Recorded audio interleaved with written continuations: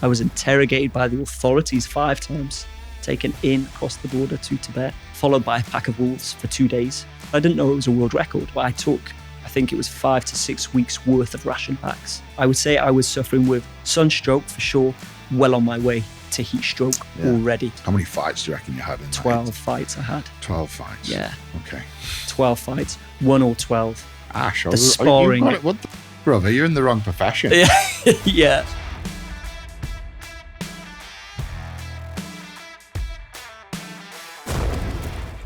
Welcome back to The Good, The Bad and The Beast. Today's guest is an extreme adventurer. He's walked across Mongolia, trekked across Madagascar, and is the first person to walk the entire length of the Yangtze River. Welcome to the podcast, Ash Dykes. Hey, brother. How are you, sir? So good. So good. How are you doing? I'm good, mate. Excellent. I'm Great good. to be here as well, my man. Thanks for having me. No, thank you. You look happy, healthy. Always. Yeah. Getting by. Where have you come from? From London. London. Yeah. Sunny, delightful. Exactly. Beautiful, wonderful. The hardest is getting out of London. The hardest bit is just being in fucking London in general. There's that too. It's fucking horrible. It's full on. It is. It's too, especially as a country boy as well from North Wales. It's like, oh my God. Oh, of course. So you're from North Wales and you live in central London. Central London. What's that like, bro? The contrast is insane. It's very busy. And it's weird because you're surrounded by people, but there's not much human interaction. Why London? Why have you moved to London? It's just for business perspectives, really. Businesses, my agents there, production teams, various different interviews. I was constantly back and forth. So I was like, let's... and how long did you drive to London from Wales, from where you were? 4 to 5 hours. Oh, yeah. So the move makes sense. If you're down there once or twice a week, it makes sense. Yeah. Never mind every day. Yeah. But I don't know if I need to be in the centre. Maybe I'll start venturing further out, you know. Yeah, like 200 miles further out. Yeah. Like as far away as possible from that fucking cunt central. Right. Yeah. It's full on, yeah. I like my guests to bring in what I call a piece of the beast. And this can be a picture, an artifact, something that means something to you, something that's a turning point in your life. I asked you to bring it. Did you bring it? I did. I've got it in my pocket. Now, this took me a while to think, what would be good to bring? I was thinking my machete from Madagascar, but taking public transport, that would not have been good. Yeah. So instead, mate, you might not want to touch it. A fucking COVID test. A malaria. Oh, a malaria. A positive malaria test. Oh, wow. And the story behind... I don't want to touch it. Yeah, I would pass it to you. I really don't want to touch it. Can you just show it to this camera here? So for those listening in, it looks like what... We've all done a COVID test. It looks like one of those. But on the top of it, it says malaria. Yeah. And it has... Just show me the front of it. It has 2 positive lines. One on C, one on one. It's 2 positive lines. So talk to me about this positive malaria test. So this was during a world first record attempt to become the first person to hike the entirety of Madagascar's length from south to north via the interior, summiting the 8 highest mountains, straight through the middle. Yeah. How many miles is that? 1,600 miles. Fucking Jesus. Yeah, and it took 155 days. My fucking God. Yeah. Oh, my fuck. And this was a brutal journey. I was held up at gunpoint. I had to cross crocodile-infested rivers. I was eaten alive by leeches, spiders, which got infected. The bites did. I had to hide from bandits, utilizing the jungle to stay hidden. Bandits is in just like jungle bandits? They kind of they steal... Growing cannabis. All of that. It was mainly the zebu, which are kind of like the cattle of South Madagascar. Okay. They'll cross from west to east. They'll shoot up villages, set them on fire. Honest ancient sort of West Indie cowboy stuff. Set villages alight, steal the zebu, the cattle, and sell them for more money. And pillage. Yeah. Really? Yeah. Fuck. And they're far more brutal than the military because the military are always drinking. So when they get into conflict, the bandits overpower the military and steal the artillery. And so now they've got better weapons as well. Exactly, yeah. Okay. So it's like, what do I want to face? The bandits or the military? I was hiding in the forest until I realized the bandits were utilizing the forest to hide from the military. And so it was a case of, right, okay, military it is. Held up at gunpoint. It was, I was hunting, I was gathering along the way. And 1 month into this expedition, I was at a small village, a small community that was suffering with the bubonic plague. Mm-hmm. And so they said, you can stay here because we'd gone days. We wanted food, we wanted water. You can stay here, but stay in your tent. We'll bring the food to you. Okay. They brought the food to me and it was pretty off eel, rotten eel. I didn't know it was off, but it smelled pretty funky. Anyway, I started eating it. And of course, I was on anti-malaria pills. But the next few days, the pill went in one way, back out the same way, or out the other way.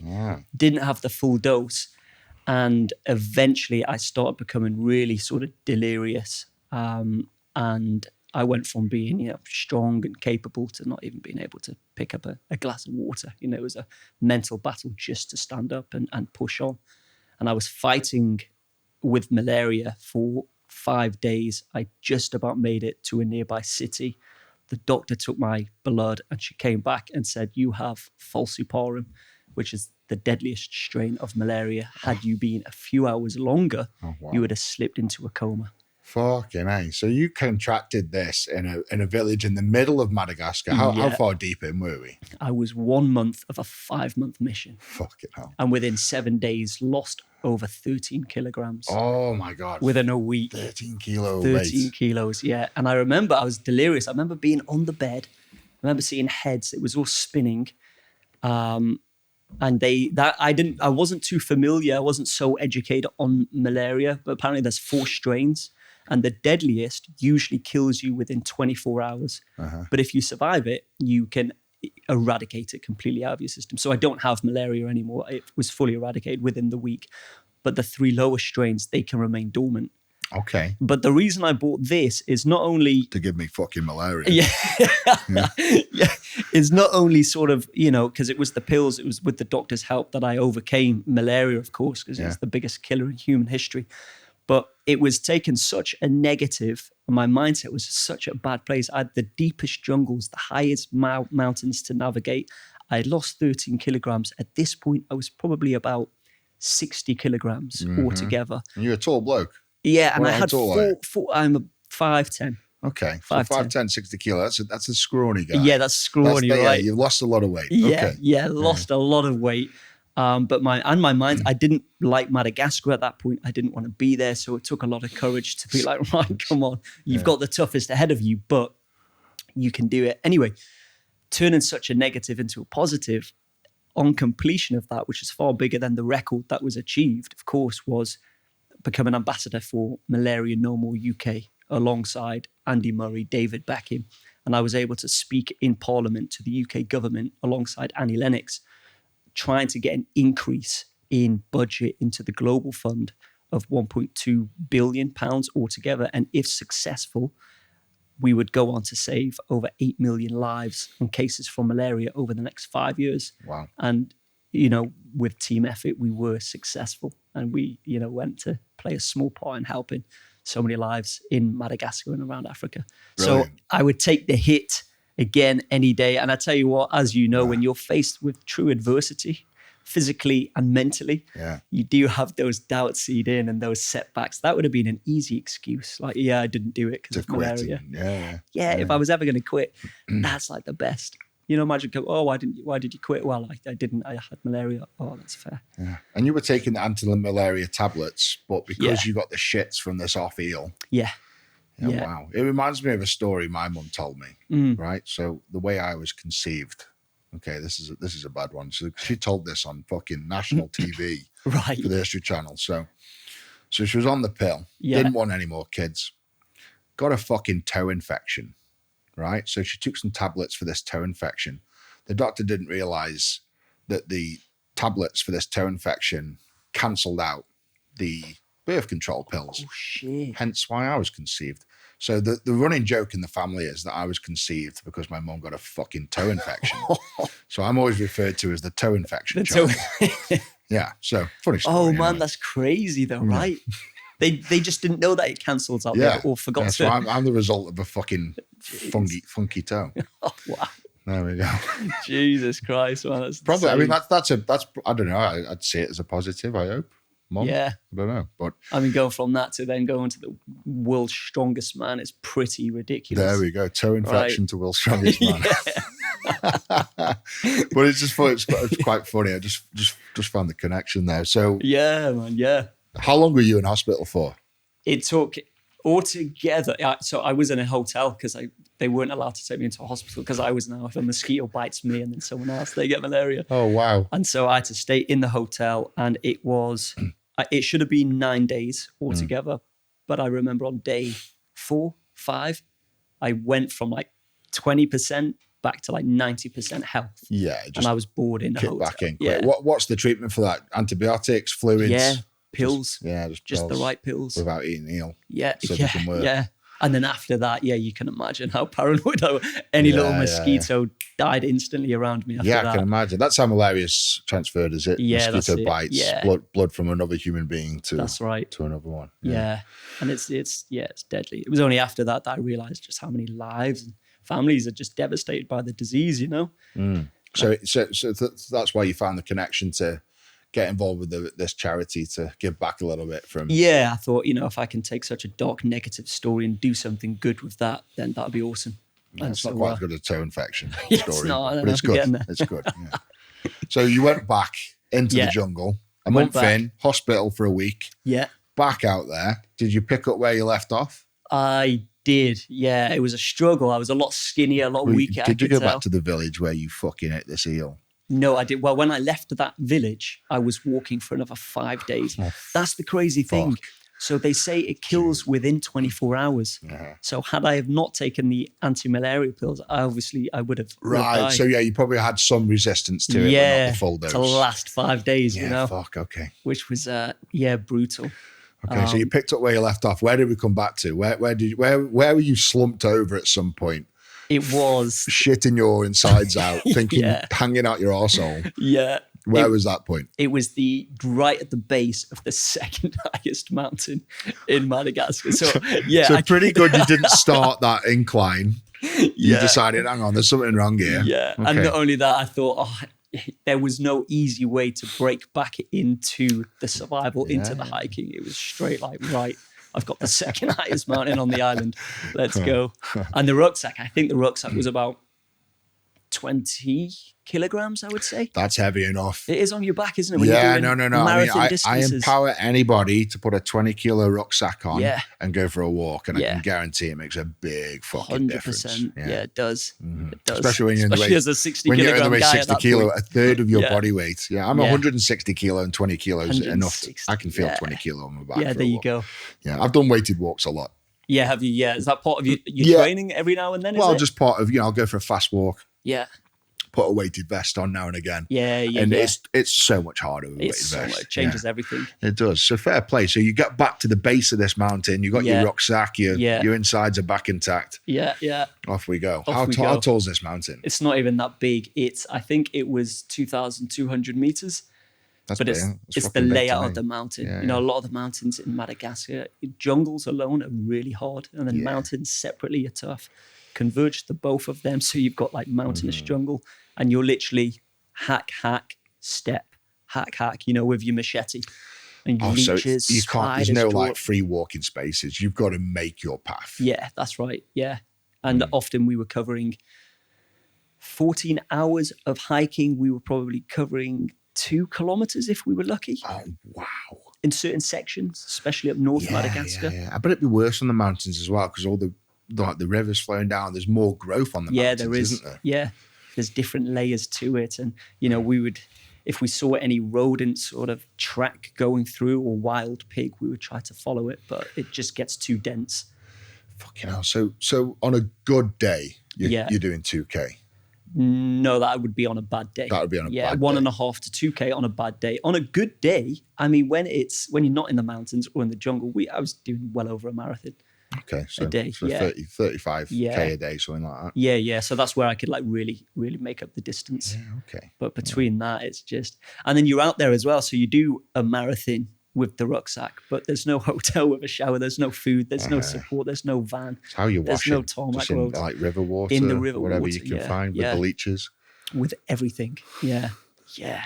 Sounds Everything's fucking there. horrendous. It is. And in the latest one, in the Amazon, I just got back from the Amazon last year in October. That was 2 world records, a Guinness World First, finding the source of a hidden river in the country of Suriname. Okay. And right there, we were literally bathing with caiman, snake, electric eel, piranha, wolffish, which can be a good meter and a half in size.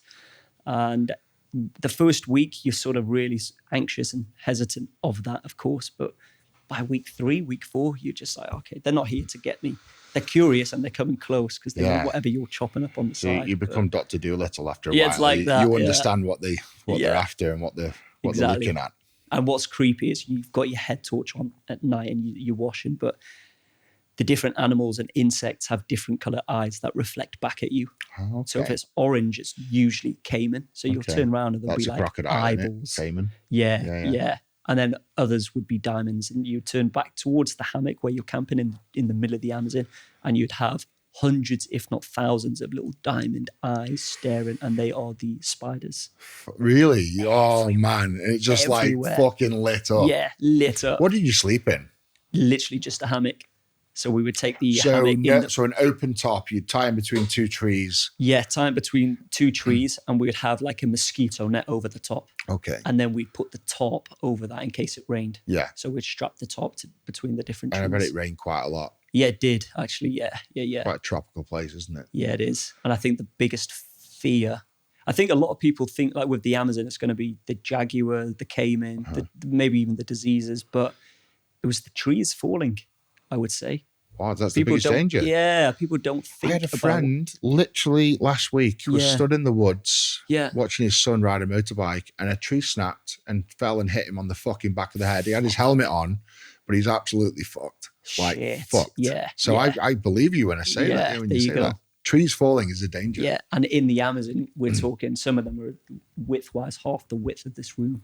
Yeah. They are huge. Yeah, I can imagine. And that's not bouncing, that is like... Yeah, that's crushing. That's fucking crushing, Yeah, and we heard them a lot. It sounds like lightning strike. Yeah. Lightning striking the ground. It's just like this vibration. You're just like, what was that? And do you duck every time you hear a snap now? Oh, yeah, you do. Yeah, you come when you're back in. Yeah. In the fetal position. In the city, like, no, not again.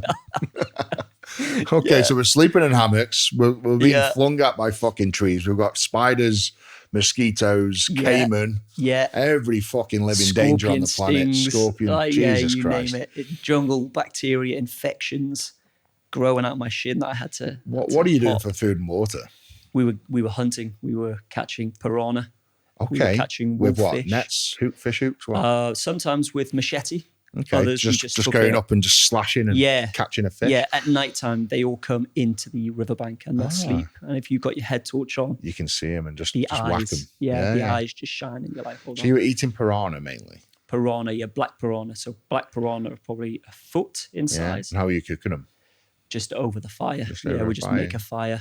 That's pretty. This is fucking cool, man. Yeah, man. It's pretty wild. And then wolffish. Wolffish are about a meter big. They're more aggressive than piranha, I would say. They're ones that if you walk in the river, which we were a lot, they've been known to take out people's calves.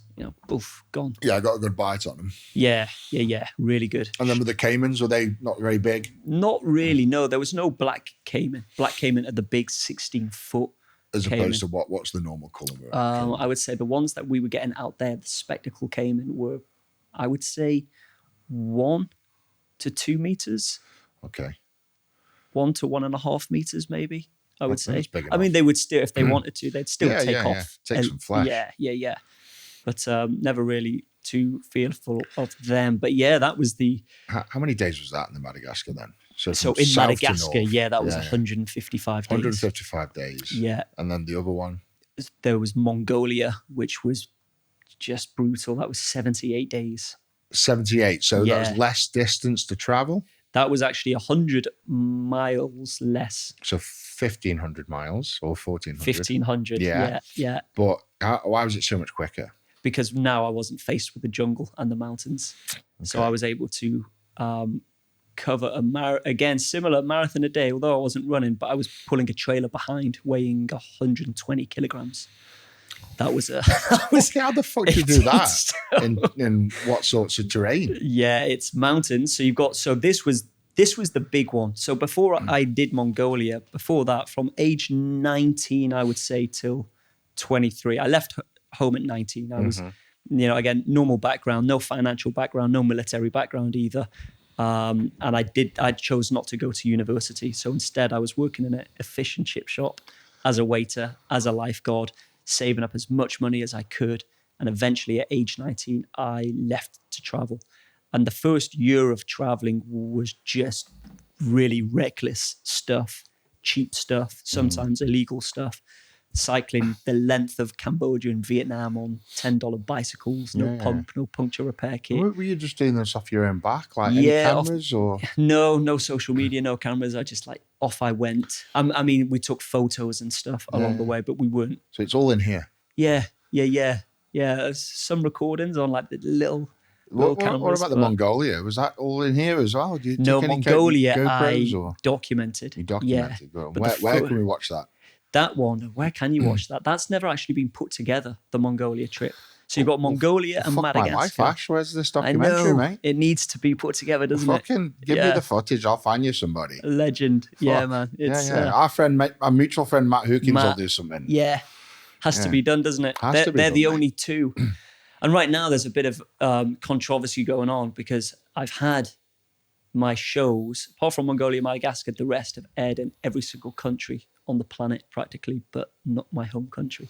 Not one TV show has aired in Britain, and I'm British. That's fucking so shit, it's diabolical, really. Yeah, but we're working on it. So the one place where you can monetize properly is the one place it's not fucking shown. Yeah. It's typical. Yeah, exactly. Jeez. So I have done a mini series. I've been putting that out on Instagram.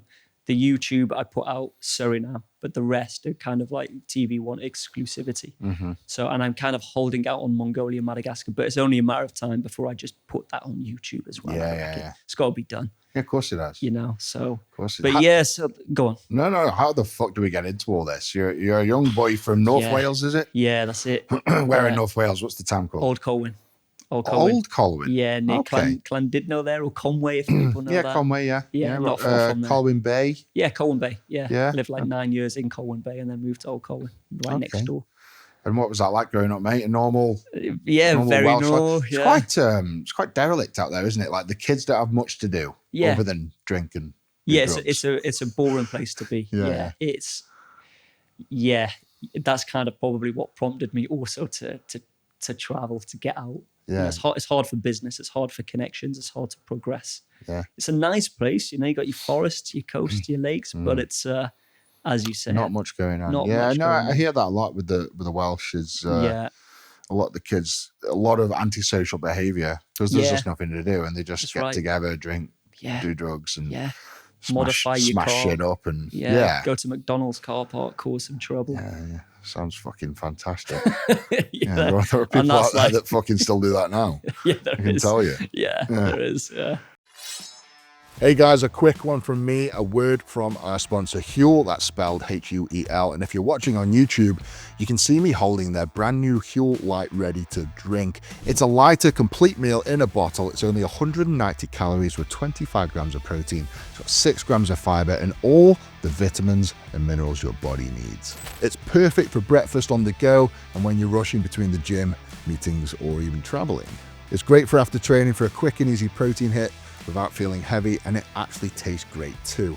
Huel's already sold over 500 million meals around the world, so they're clearly doing something right. And if you want to make healthier choices without overthinking it, give Huel Light a go. New customers can get £10 off with my code BEAST at huel.com. Now back to the podcast. So, normal childhood, do you go to any brothers or sisters? Yeah, younger brother, older sister. Okay, how much older? My brother is 15 years younger. 15 years younger? Yeah, big age gap there. Wow, fuck me. Yeah. Mum and dad had a fair break there, eh? Yeah, they did. Yeah, they had my sister when, I think my mum was 17. Wow. When she had my sister. There we go. That's that delinquent Welsh attitude there. Yeah, get pregnant at 17. Nothing else to do. Let's make a baby. And then 19, she had me. Wow. And then, when they were mid-30s, they then had my brother. Yeah, so big age gap there. Oh, fucking hell. Yeah. So, but like we're all close. We all get on. Parents still together. Still live in North Wales. So that's nice. Close family. And then So how much older was your sister than you? 2 years older. 2 years. Yeah. So you must have got fucking like abused. Oh yeah, I got absolutely battered when I was younger. That age gap is nothing now, is it? But back then, when you're a 4 or 5 year old boy giving your sister some cheek, or in my case, my older brothers, that back slap fucking hurts. Yeah, you know about it, right? Yeah. So that builds character. Yeah, I think it was about 13, 14. She stopped trying to take the piss. Yeah, that's when it was a case of when your balls drop and you overtake them. Yeah, that's it. So not normal school. Yeah, normal school. Small school. I enjoyed it for the social life, I would say, of going to school because it was a good... Rather than learning. Yeah, it's one of them. Yeah. And then I think it was in college, I did like an outdoor education course. Again, before college, didn't know what to do. Outdoor education course? Yeah. Oh, I've never heard of that. What the fuck is that? So it's pretty much, you gain skills and qualifications in lots of outdoor activities. There's a lot of the academic side. There's a lot of the health and safety side. And then that should prompt you to then either join the military or do something like sports science, sports nutrition, or outdoor recreational sports. And what did it prompt you to do? Apart from the obvious. Get out of North Wales. Yeah. And it prompted me, you know what? I learned that I was more of a kinesthetic learner, hands-on practical experience. Couldn't be sat in a classroom listening to a teacher tell me stuff. Yeah. So I need even if they advised me against doing something, because I would still make the mistake and learn never to make the same mistake twice. You have to experience it to believe it. Yeah, you got to. Don't touch that hot piece of coal. Yeah, and then you touch it and you find out why. Right, okay, yeah, fair enough. Yeah. So did you complete the college course? I did. And then university, where do we go? Yeah, I didn't do university. That was when whilst I was doing the college, I was also working multiple jobs. And then And what were you doing? So you were working in a fish and chip shop? I was working in a fish and chip shop briefly. I was working as a lifeguard. I did that job when I was 16. Yeah, it was good money, right? Well, it was a job whilst you were learning at college. It was something to put a bit of money in the bank. Yeah, exactly. I think back then, I was making £10 an hour at the age of 16 when doing what? All of my friends... Like not lifeguard? Fuck off. Yeah. I think it's gone up to £14 now. Fucking cunt. I was on like £3 fucking 50. Twat. Fucking where were you working? Fucking Buckingham Palace. Yeah, you would think so. Fucking Jesus. And then on a bank holiday it'd be double pay. So we were like what laughing. The fuck? Yeah. Fucking hell. It's quality. So that's how we would make fucking cunt. Money lifeguard. Mate, so that's fucking fair play. So it's good that, isn't it? That's one. That's great money at that age. Yeah. So I just stopped everything. At that point I wasn't doing nights out. I wasn't spending. I got rid of my car, a Renault Clio, which I modified. Spent so much money on spray painting it, body kit. 17. Just like did you show it off at McDonald's car park? I did. I was one of those. Yeah, good. Okay. And then sold it for like 700 quid, which is terrible. Spent 10 grand on it. Sold it. No one wants this fucking shit you put all over this car. Yeah, exactly. And then from that point, I was just so disciplined on making the travels happen. Not fully knowing what would happen once I left. I just knew that at that point, 16, 17, that life was going to go fast. Yeah. Which is quite dark at that age, but I was always really happy, jovial person. But I was like, life's going to whiz by. How do I collect as many experience? How do I face adversity so that I'm prepared for life or whatever it throws at me? So what was the first adventure you did then? I would say it was cycling across Cambodia and Vietnam. At what age? 19? 19, yeah. And did you do this off your own funds? Yeah, I did. You just flew out there and said, I'm going to fucking cycle across Cambodia? Yeah. And the reason being was that I didn't want to dive too deeply into the funds by paying for transfers and coaches and buses, even though Vietnam's dirt cheap anyway.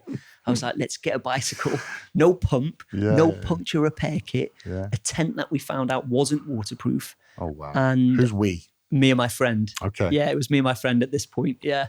And off we went, hit by mopeds, dodged by lorries, chased by dogs. The bikes broke 17 times in total.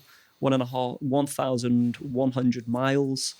And I think that was the initial adventure catalyst. I was like, wow, can you imagine the end of the day is a world map? And you've done like some of the toughest, bear in mind, Vietnam, I didn't see as like tough, but some of the toughest journeys out there. So what was that first one like then? What made you think this is for me? I think it was the shit that I went through, but how alive I felt afterwards. And it was also being off the tourist route. You know, people travel thousands of miles just to end up doing the same thing. Yes. They'll be in the hostel, they'll get drunk, they'll watch a movie. Yeah. They'll be on a sleeper bus going through this incredible scenery of Cambodia. They won't fucking see it. Middle of the night, missed it fully. Yeah. And I was like, I don't want to do that. I want to experience, I want to know the locals. I don't want to be on the tourist route. I want to get off that route. I want to know the locals, learn about their culture, their traditions. So money during that phase, very low, I would imagine. Very low, okay, yeah. so how did we eat and drink for that trip? Ooh, noodles. We were Just spending bought packet noodles. And... Yeah, £2 a day we would spend. Okay. £2 a day. Sometimes we'd throw in an egg with the noodles if we felt that we could afford it. You know, it's silly. I look back now and it's great looking back, but at the time I took it very serious in terms of saving the pennies, because the last thing that I wanted to do was to come back home and ask at the lifeguarding centre to take me back, you know. Yeah. I told everyone I had these big fucking plans. multi-million-pound a year job. Oh, yeah, Bastard. per hour, like, yes. Yeah. And so I was just like, right. And then that, I think, was the catalyst. From there, I went to Thailand, but then I crossed illegally from Thailand into Myanmar via the jungle and learned how to survive in the jungle with the Burmese hill On your tribe. own? Me and a friend and a guy who offered us into the jungle with a machete and a bandana. He looked like the Thai What did Rambo. you just pay him to take you? Or? Yeah. He said about this. He was right on the border and he said, do you lads want to go on a proper adventure? Because he saw us like trying to get into the jungle, you know, trying to do something. But we were 19, didn't have a clue. He was like, I can take you. You know, it's very unorthodox. He's going anyway because he has to drop off supplies. Okay. The money was like dirt cheap because he was going anyway. And I think he wanted some company, if anything. Yeah. And we, learned from him the bare necessities What of was how his to... name? What was his name? I forget his name, but I remember his son's The name. man that started the whole thing I for know, you. right? You don't even remember his name. So I've got it written down somewhere. Your sensei, in essence. Yeah. I know that his son was called Bamboo. And I later realised it's because he can do everything and anything with bamboo. Yeah. Make chairs, make houses. Yeah, everything. Tools. Shelter, bedding, you name it. So, and again, you know, at age 19, that's one of those where you're like, wow, okay, you're with a Burmese hill tribe now who are looking to illegally migrate into Myanmar, also via the jungle where there's no border control. Yeah. So you got in there. How did you get back? We hiked back with the guy. It was just like a week How long did there, that take then? not even a week. We were there, must have been, I think it was 3 or 4 nights altogether that we were there. Yeah. Taken under their wing as well. Yeah. Shown the ways, mosquito berries, like berries that act as a mosquito repellent, to hunting, gathering, building rafts and Have shelters. you ever heard the term jamboy? Jamboy? No. It's quite a talk of little countries like that. So Okay. So when, and this has been around generations, so when hunters would go into the forests or out into the wild hunting for animals, they would pay a little village boy to come with them, and they would cover him in jam. Cover him in jam? Yes. Right. So all the insects attack him and leave them alone. Nice. So that's where the term jam boy comes from. You know what? Hey, we could have been his mosquito repellent. He could have been secretly, those little berries could have been the attraction. Yeah. Like, they could have been the jam. They're my 2 little jam boys keeping me safe for this Imagine that. And now he's just laughing those 2 dosses. What's the next adventure out there? When did Mongolia happen? Mongolia was 2013. 2013. So before that, like how old are you there? 23. 23. Okay, it's not long after you started your first expedition. No, 2 years. It was various adventures in Southeast Asia, working to top up the funds in Australia. I then became a Muay Thai fighter and scuba diving instructor. Hang on a second, don't fucking breeze past that. You became a Muay Thai fighter. Yeah, in as Thailand. in like proper kickboxing, elbows, knee strikes, the lot. The whole shebang. Where did you learn that? In Koh Tao. In Thailand? In Thailand, yeah. Fuck. Yeah. So I was there and I would fight. The locals would effectively sail over from mainland and you would fight. Did you do that for money or just for... Yes, I did. The stadium fights I did. Fuck. Yeah. So you actually fought in the stadium? In the stadiums, yeah. Man, that's just fucking insane. Yeah, it's brutal. Mate, that's fucking brutal. Yeah. I don't think people appreciate how fucking No, I don't think they do. is. No, yeah, especially in Thailand, right? That is, those motherfuckers can fucking fight. Yeah, like we do in the UK, we do football for our physical education. They do fucking kickboxing. Muay Thai, they do. They most beat brutal. the fuck out of each other in primary school. So they're born and bred punching and kicking. Yeah. Yeah. So what age was this? 23? 23. 22 and 23. Okay, and you're in Thailand and you're just fucking fighting for a living, basically. Yeah, I'm a scuba diving instructor, which didn't pay much, and then I would fight, and you would pay rent. You know, if you lose, you go home with nothing. So it's very competitive, as you can imagine. But if you win, you'll cover maybe 2 or 3 months worth of rent, which isn't a lot here. It's probably about 100, 150 pounds, but there, it's good. Yeah. It's good. So, how long did you learn this before you got stuck in with the fighting? So I was doing boxing in Wales prior. Okay, so you had some fight experience. Yes, some fight experience. Thing to dive into. Yeah, it is. It is. But I was kind of punished and had to scrap everything I learned about boxing. Because with my stance in boxing, you know the different stances. Yeah, mate. I've gone through all this myself. Yeah, there you go. Yeah, and you have your leg jacked up. You're useless without your leg. And they just saw, Westerner, good with his fists, can't fight. And they would jack up my front leg. And I'd be like, right, I need to relearn this. Yeah. I remember they stopped me from scuba diving because I couldn't climb out of the boat. Because you were that fucked. Because my leg couldn't bend that much. Yeah. It was So you've experienced, not many people have experienced a good head kick. Yeah, right. Like a good shin across the fucking face. Yeah. Like that's some fucking pain right there. It is. People think a punch is hard. Wait till you get fucking kicked in the face. And I would prefer like even the punches over the elbows. A punch is more likely to just knock you clean out. An elbow, it's not necessarily knocking you out. It's cutting you open. Yeah. The amount of different people that I saw evacuated to Bangkok because they had like this one guy had 16 stitches, 2 elbows, bang, bang. Just opened him up. Yeah. And so I was always trying to perfect my defense because I just was all about not being hit. Like, it's really deceiving you're saying this because you don't look like a fighter at all. But now you've said that, I know full well you could fucking knock 7 stage of shit out of most people on this planet. Because those Muay Thai fighters are fucking lethal. I mean, they go around on the trucks, don't they? And they announce it as the world's most devastating martial art. And I think I agree. Because even with MMA, you can choke them out and like you leave relatively unharmed. Yes. But with Muay Thai, if you're not knocked out, you'll just go into the bitter end, you know, you're bleeding everywhere. And it's brutal. Fucking A. How long did you do that for? I was in Thailand for 2 years. Muay Thai, I would say 8 to 10 months. How many fights do you reckon you had in that? 12 fights I had. 12 fights? Yeah. Okay. 12 fights. 1 or 12. Wow. But Ash, sparring... what the fuck, brother? You're in the wrong profession. Yeah. Let's get you in this fucking octagon. Yeah, let's do it. But the sparring, they would just put you against different welchers. So that's when you'd face a beating in sparring. Yeah, I've got a pal who's, my coach, his son is the K1 European kickboxing champion. And when he wants to do a camp, he'll fuck off to Thailand. Yeah. Probably and some Phuket, of the shit Tiger, stories he's told me, man, like those motherfuckers are brutal. Yeah, they are. The shit they do to each other. And the sparring is pretty much a fight. It pretty much is. They don't go light, do they? They train to knock out constantly. Do. Yeah. And I think they do that too. Like what I found, I was particular with who I trained with because you have ones that want to focus more on technique and less damage.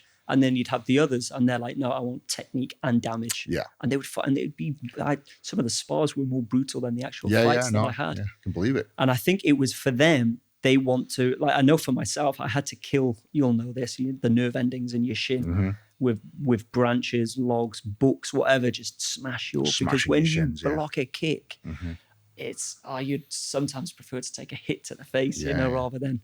So it was painful, but it was. I loved it. It was a great experience. That's shocking, mate. Yeah. Have you let that out before? I spoke about that, but you're right. No, it's great to get this enthusiasm towards it. Not a lot of people. I live and breathe this at the minute. Yeah, so because I saw your thing with Dylan Danis as well, right? Yeah, it could be happening. Right? Yeah, Dylan Danis. Dildo Danis. Is it Danis or Danis? It's dildo. It's dildo. Dildo. So is that you've got dildo dickhead. Fucking sign that contract, you little fucking squinty-eyed cunt. Let's get it over the Let's line. fucking get it over the line. It'll fuck you up. Right, fuck you up. Anyway. Yes, man. So you've got to learn a certain amount, you lose a certain amount of weight. I've got to get under 300 pounds. Under 300, and what's he at? About 185, 190. And he's got to bring that up, Well, surely. you can talk to 200. You'll fight him, however. Let's say he comes up to 200. I come down to 299. Yeah. It's pretty even. Okay. Yeah. It's even fight. That would be fucking awesome. He fucking wants it. Yeah, I saw you both in the ring. He fucking keeps putting shit on social media. Like, that motherfucker wants the heat. So that would be great. Let's make it. It would be fucking great. Yeah, I feel like Dylan is one of these guys that it's like the rally car crowd, right? So you go to a rally car race, 50% are there to watch a race, 50% are there to watch a crash. Yeah. That's his audience. Yeah. People want to see him succeed, but I think more people probably want to see him crash. More people want to see him get fucked up. Yeah. And he'll take any fight, it seems, as well, right? I think he'll be down for it. He'll be like, right, let's make it happen. I hope so. Stop being a pussy, Dylan. Yeah, let's make it happen. Let's fucking make it happen. Would it be in the UK? Probably not. I don't think any legal you wouldn't moral compass sanction would sanction that. Right, okay. Yeah, true. It'd probably end up being in Dubai somewhere. Where they'll just pass where there's no rules, where I can pick him up and slam him on his head and break his neck and bare knuckle. Bare knuckle the motherfucker. 100%. That'd be brutal, man. Yeah. Okay, so right, let's get back on track. Like fuck. So Muay Thai fighter sounds like a fucking good one as well. 12 out of 12. It was great. You use that money to keep float and then to get by. Yeah. And then I was like, I started, because it had been 2 years, I was missing all of those previous adventures. And I was like, what can I do that is the fucking baddest thing to do right now? I wanted to do something that was fucking insane in a country that not many people go to. And I didn't want to do like a run or a walk, because you're on tarmac. That means there's people there. If there's people, you're safe. You got food, you've got water. Like, drop me in the middle of the wild, and how can I get myself through? So I looked at all of these crazy countries, and Mongolia just popped out. 3 weeks over the Altai Mountains, 5 weeks across the Gobi Desert, and a further 3 weeks through the Mongolian steppe. Now, it had been attempted 3 times previously by a Navy soldier. Okay. He attempted it, but was evacuated on all 3 occasions just before the halfway point. Because of? I think it was various different reasons. He's not made it too clear. One, it looks like there was an ankle injury. But on another video that he put out, it looks like his mindset isn't fully there. Because I say, you pull in the trailer. The trailer's 120 kilograms. I actually took inspiration from his desert cart design and was like, maybe we can craft something there. And I thought, I got members on board in Mongolia at the Royal Geographic Society here in the UK as well. And we started, because I didn't know it was a world record. I was doing it anyway. Yeah. I wasn't on social media. I was doing it because I thought it's going to be tough. Yeah. And then that's when we started doing extensive research. And of course, nomads have crossed the land for thousands of years. But we're looking for solo and unsupported here. Who's done this length completely alone. No yaks, no family members or crew, no van, no unsupported, to a point where when I did it, there was no evacuation and there was no insurance, because they don't do unsupported so if you snapped insurance. An ankle, good luck. Yeah, it's one of those. Yeah, it's one of those where you go in there knowing it's just you that can walk yourself through this and walk yourself out of the mess. And so that was an idea. But when I came across that guy, Ripley, that did genuinely put a lot of fear and doubt into me. You know, this guy had single-handedly crossed the Sahara. He was a military guy. He was, I think at that point, he was mid to late 30s. I was 22-year-old, like beach bum, Muay Thai fighter, scuba dive, you know what I mean? So I've never been to a desert before. But then I thought, just because no one's found a way to do it doesn't mean it can't be done, because with the right planning and logistics and the training, mentally as well as physically, as you know more than most, surely this can be done. So did you do this? I did. What's the reason for the sled, the 120 kilo sled? What's the reason for that? What's on it? So it is mainly for the Gobi Desert. So when you're in the Gobi Desert, you could be going a week to 2 weeks between water sources. Okay. And so if you work out, you need, I don't know, let's say 20 liters of water. That's already 20 kilograms that you'd be carrying on your back. Yes. With no food. Yeah. No electronics, no camping, sleeping, first aid, all of the stoves, cooking utensils, everything that you need. And so it worked out that it was effectively impossible to do by rucksack without support. Right. So you had to have the sled. So that was like your life capsule. Without it, 3 days, I think, what you can last without water. In that scenario, probably 2 days. It's 40 plus degrees Celsius. And so the cart was everything, really. So I gave up my life in Thailand. I flew back to North Wales. I had £200 in my account. I lived with my parents. They accepted me back. I couldn't afford a gym membership. Mm-hmm. So my uncle dropped me off a tractor tire. And I literally, for a world first record, just used tractor tire, sledgehammer, and calisthenics and running and cycling just in my parents' back garden for this world record. You trained in your parents' back garden? My parents' back garden, with very little money. And so in order to make that happen and get the green light, I needed to search for sponsors, which I found one. I don't think I mentioned this before, but that Mongolia trip, I think a lot of people, something that big, you'd think, maybe 100 grand or 5 grand. Fucking hell. £5,000 for a world take first. Away the flights from that? Everything to include flights, the whole lot. You got 5 grand. How do you spend that? Fuck. And that was it. So I couldn't have a good So what was that factory made trailer. A week's wage from your lifeguard job? A bank holiday Monday. Yeah, you bastard. And so, man, I went out there with this intention of trying to complete it, but I did know that there's a high chance of me, falling short. Well, the thing is, when you say falling short basically means you fucking kill yourself. Yeah. And you were willing to put yourself in that scenario, that situation. Any cameras at this point? Any GoPros or? Yeah, there was. Yeah, I self-filmed the journey along the way. How did you take a load of batteries or? Solar panel. Solar panel? Yeah. So you recharge through solar panels? Yeah, it took 2. And what year is this? Stolen by the nomads. 2013. 2013.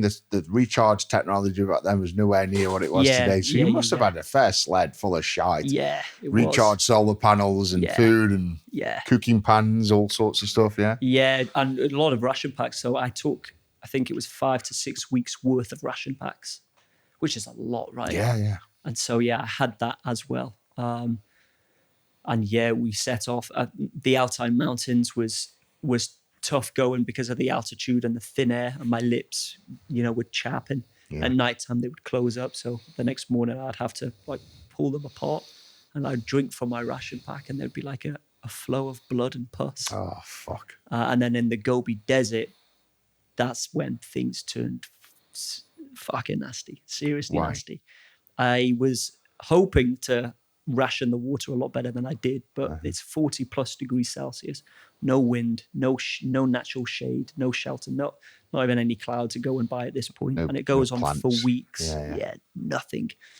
And I came across an unconfirmed water source, which was in fact dry. We had mapped out, we downloaded Russian maps to look for the water source, and we had confirmed and unconfirmed water sources. The one that I came across. Just say that again. We had confirmed and unconfirmed water sources. Okay. Yeah, maybe question mark, maybe there's water in that, and then ones where it's there's definitely water in that. And so I was hoping to have enough water to make it to the questionable well. And refill. But I didn't, and that was out. And at this point, that's dangerous, because in your mind, you could be like, oh, it'll be all right. I've got a well coming up in a day. I'm going to finish this bit of water off. And then you get there and there's no water there. Yeah. So when you get to this well, there's no water there. What's your situation?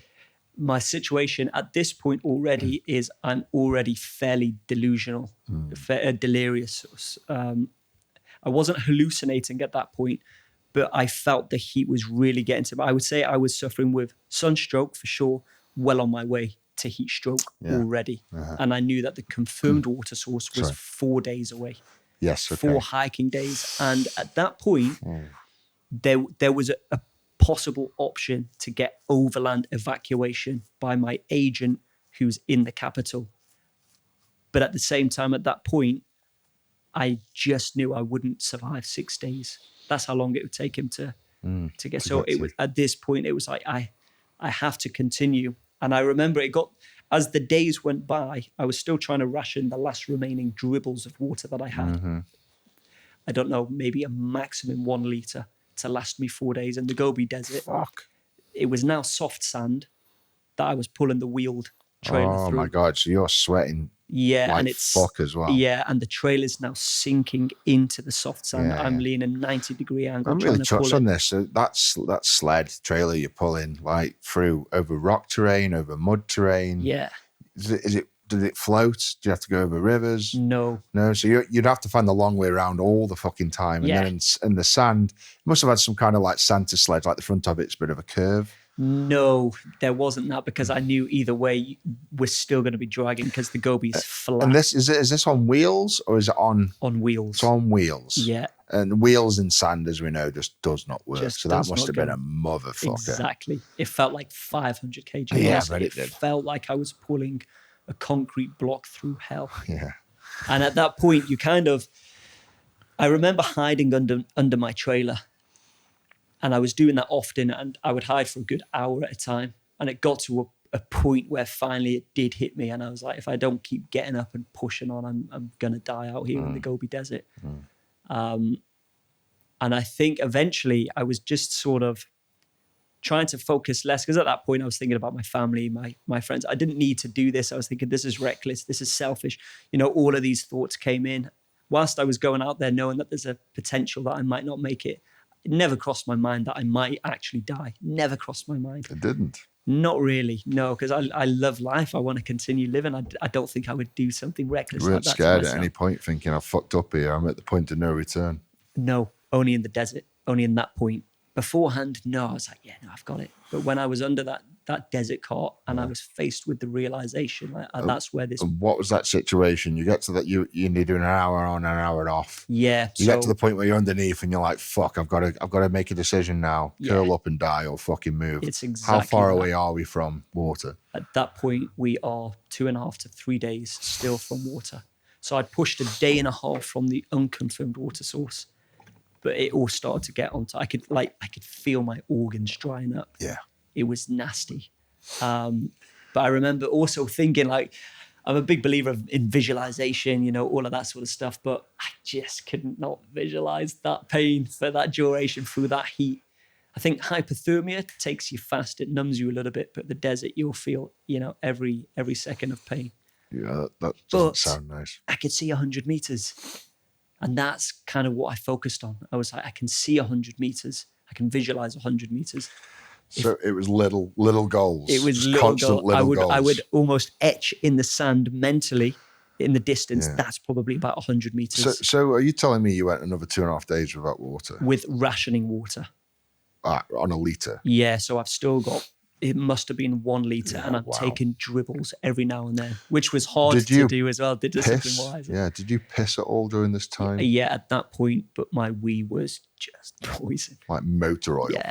Like by the time I did eventually make it, I was urinating dead blood cells. Yeah. It was dark red, browny, blackish colour. Yeah, there's nothing worse. I've put myself to the point of dehydration, got a kidney infection. Fuck. And I was pissing blood. It's the most daunting feeling when you go for a piss and you feel clumps of fucking blood come out of your bell end and fall down. And it's like, I'll never forget the shiver that went down my back. Like, fuck, I'm in trouble. Shit. What was that for? Was that for the deadlift? No. This is actually doing a motorbike ride around Scotland. Oh, yeah. I didn't drink at all for a whole day. Okay. It was like a series of days, but like a 10-day bike ride. Yeah. And by the 10th day, I just dehydrated myself that much. Because I was on bikes all day. You don't want to drink, you don't want to piss. Yeah. And in the 10th night, just before I flew home, I was pissing blood in the hotel. And that fucked me. I was bad for a month. Yeah. It took me ages to recover. It does as well, right? With your insides like that. Yeah. It took me a long time to recover from that. Scary stuff. So you're pissing blood. You get to where? I get to a confirmed water source, which is a well and a small community of nomads. And I just stayed there. It took a good 8 days to recover. I bet it did. Yeah. And then the fear of like the sun, because when I left these, I was pushing on yet again through the desert. Sunburn? Yes, sunburn, heat stroke, sunstroke. I think 12 kilograms at that point lost. So you're back down to 60 kilos again. Yeah, back down to something like that. I'm like, here we go again. And yeah, just the mindset of it. I remember my agent then speaking, saying like, do you want to stop? And I'm like, doesn't matter how long I stay at this confirmed water source, even if it's a month, 2 months, 3 months, I will stay here until I get the job done and continue, setting out to achieve what I told everyone I would.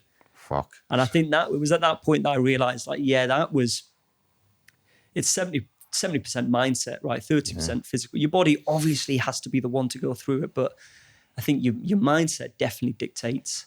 And same with the Madagascar story. It's just, my body was like caving in. It was like, yeah, we're done. But I believe it was only truly done if the mind also agreed and said, yeah, I agree. But there was none of that. It was a case of, man. The fact it took you 8 days to recover.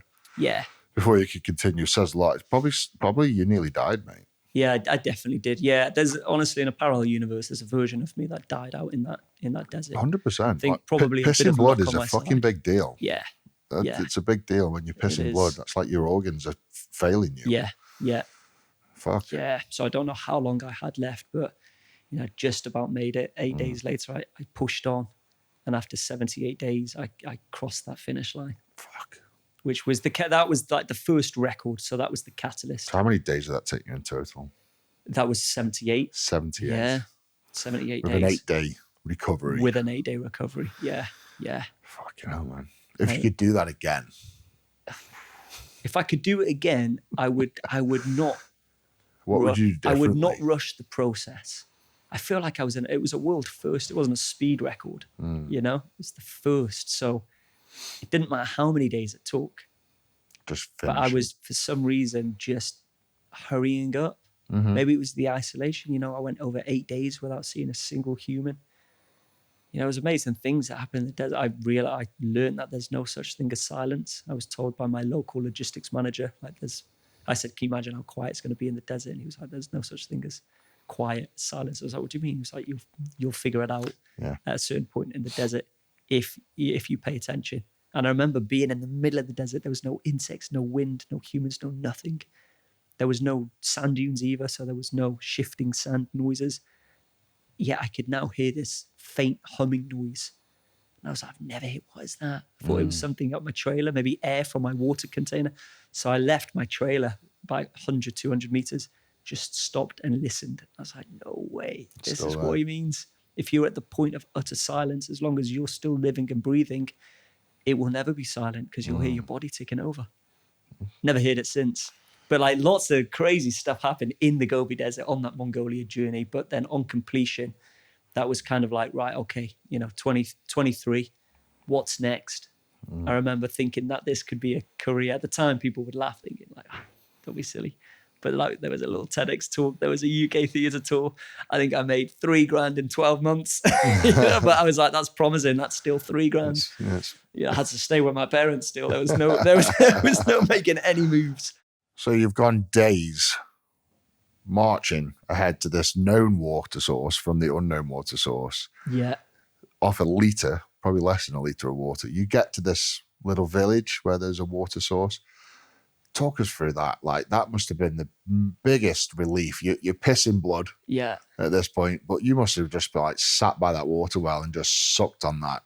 Yeah. There's little sips, just letting life crawl back into you. Yeah. What was that like? It was such a surreal experience because I could see that community. I think that was the biggest piss take, is that morning that I woke up and I was dreading it and I was just like, come on, this is the last day I have to push. I could see the community in the distance. That's how vast Mongolia is. Mm-hmm. You could look at a tiny white felt tent in the distance. It's going to take you a whole day to get there, even though you can see it. Oh, wow. And so it was torturous. I could see it, but I couldn't and I was suffering. I was hiding under my trailer. I was breaking the goals down, doing everything that I could do. Each time I would look up, it just didn't look like it was getting closer. Until eventually, when I did walk into it, I think the locals were a little bit disturbed. They're like, what the fuck's a Western, a white man doing out here with a trailer in the desert? Yeah. And so I think they stayed back a little bit for a while, and they could just see that I was on the verge of collapsing again. And I think I did. I think I went on my knees. I had these walking poles, I had the trailer. I went on my knees. And then it was a while after that two locals came over, and they shown me to like a hut that they had, which had like a bed.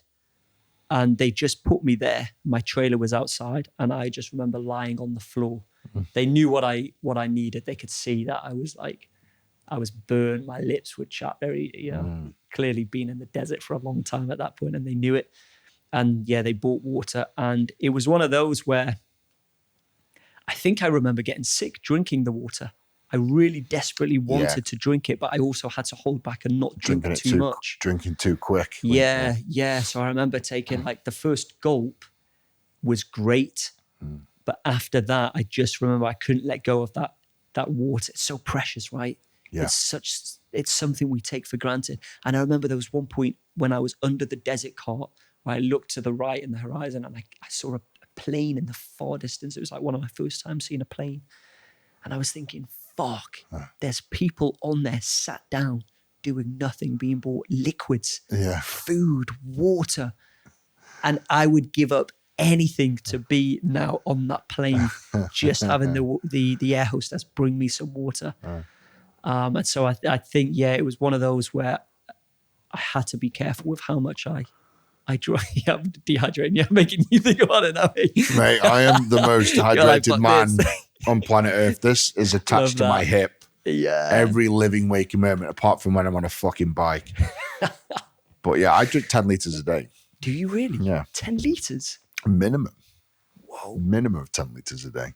Fuck. So yeah. So I get it. That's a lot. And I dehydrate very quickly. Yeah, do you? Yeah. If I didn't drink for a day, I'd be pissing blood. Oh, fuck.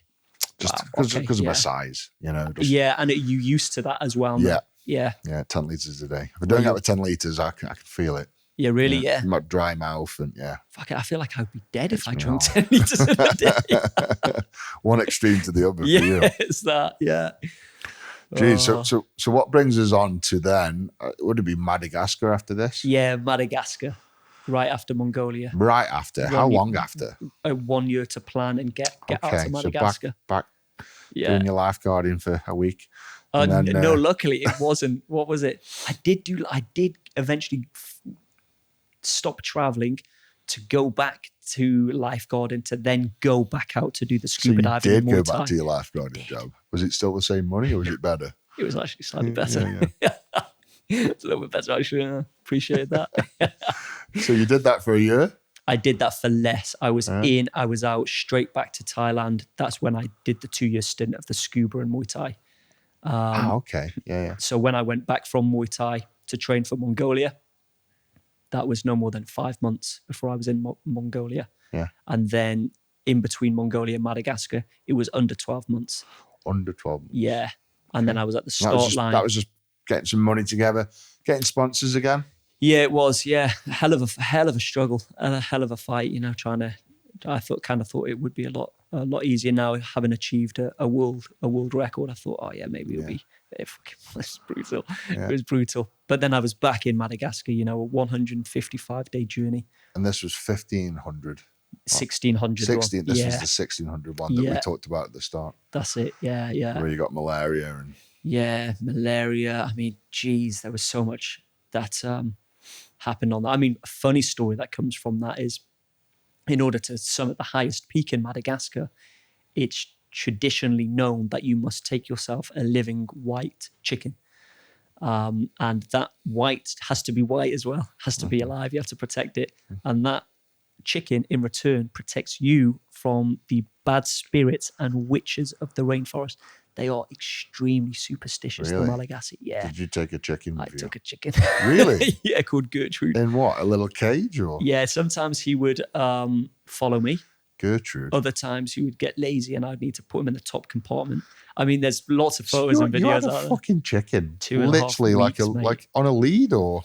It got to a point where it was like a dog. Didn't even need a lead. A little chicken just followed you. No, just feed him. There's so many pictures of this. Yeah, Let's pull up a picture of this little chicken. Who took these pictures? Is this you? I think that middle one, me and Suzanne, and then I was with Max and Lever. So the last 2 weeks of the journey, I was with 3 other people. Okay, so but the first segment you were on your own. Yeah, the first segment, it was me and a guide. And then the last little bit. And then the last little bit was, which was funny because it was like one of the I've got to worst. check out this chicken because There you go. I've got chickens at home. Yeah, I saw that you've got a white. Lovely. I fucking love them. They're fucking awesome. That is fucking mint. You literally had a fucking chicken. The chicken, yeah, 2.5 weeks. What happened to that chicken? Well, on the other photo where I'm on the top of that rock, stood on top there, the one to the left of that, that was his freedom day. You let him go. And we let him go. So that was the top the of day, the mountain. The top of the mountain. But I wanted personally to take him back down because it was the cyclone season. It's quite like I'd be so connected to that chicken forever. I was like, but they said it's taboo. I must leave him up there, otherwise I'll be introducing the bad spirits to the next community. So I put him. I wonder if you started. Like a chicken trend of. Not even like you might have created like a chicken breed. You know what I mean? Like this chicken bred with like some kind of weird chicken lizard. Yeah.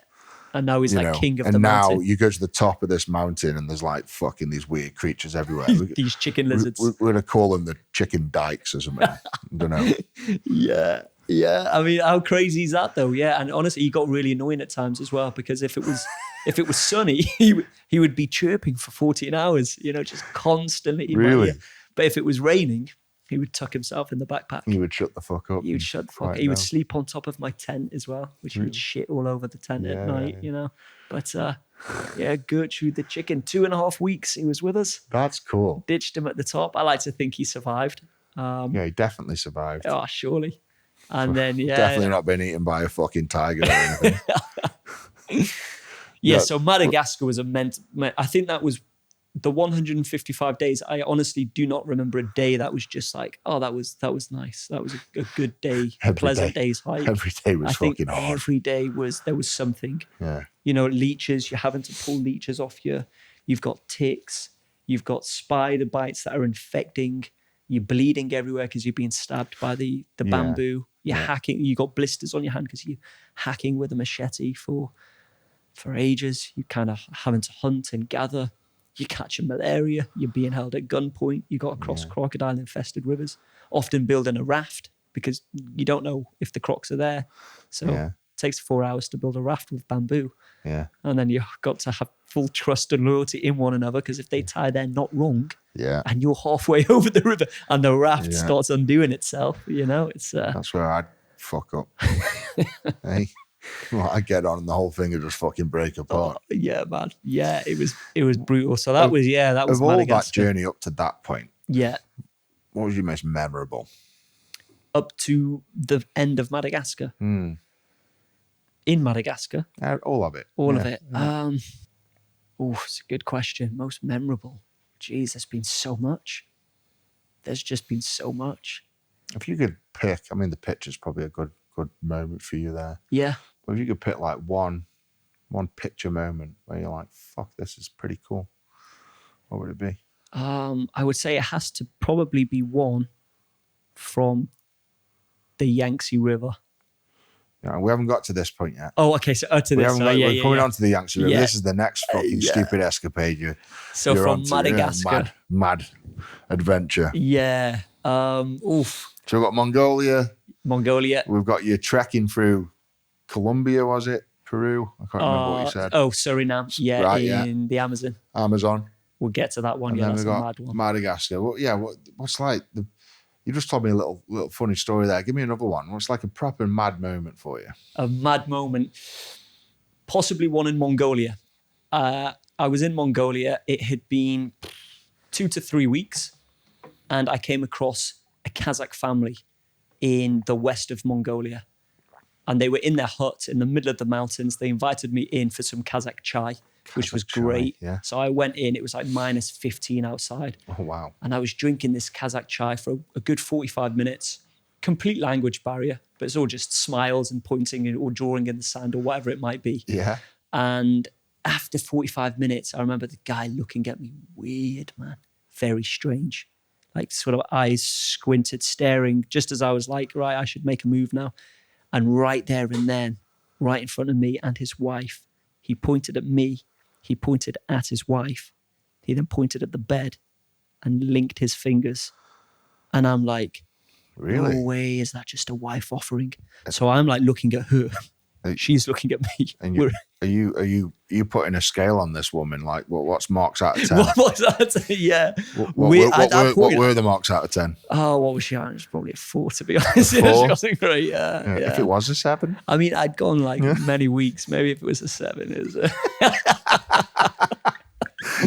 Oh, geez, Can you imagine how awkward that is? And I'm thinking, well, I don't. That's quite a, like in, there's tribes, isn't there, in like Africa that it's accustomed to welcome into the village or whatever. Yeah. Like, it's also like to keep the gene pool going. Bang the missus. Yeah. Yeah. And they were like, on your journey, do you want to?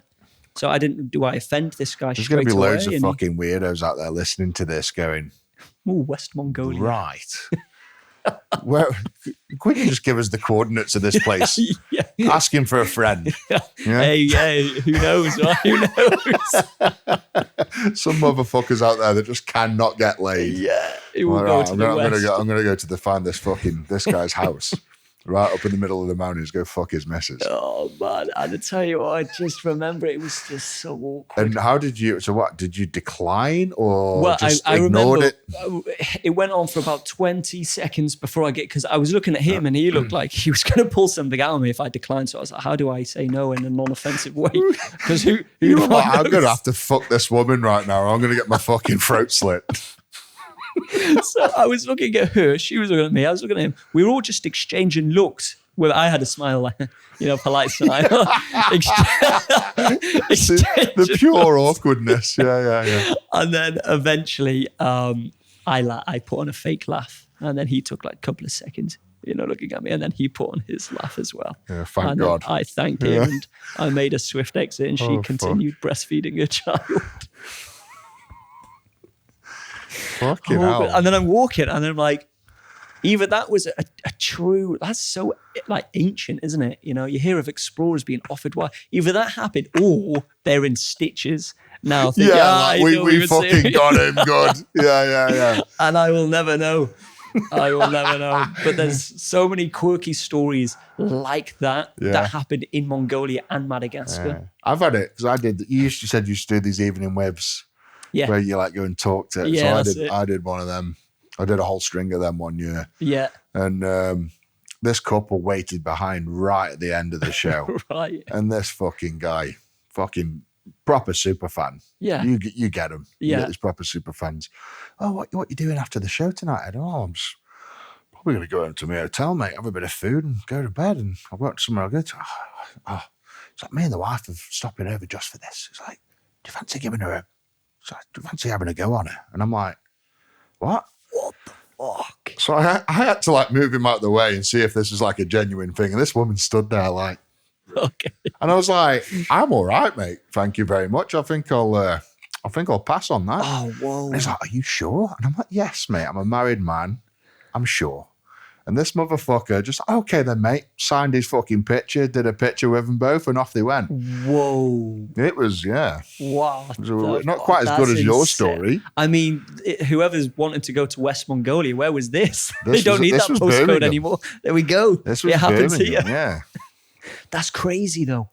It is. What on earth? Yeah. He wanted the world's strongest man's genes. So it's not just like in these really remote areas. Yeah, they're only human at the end of the day. You know what I mean?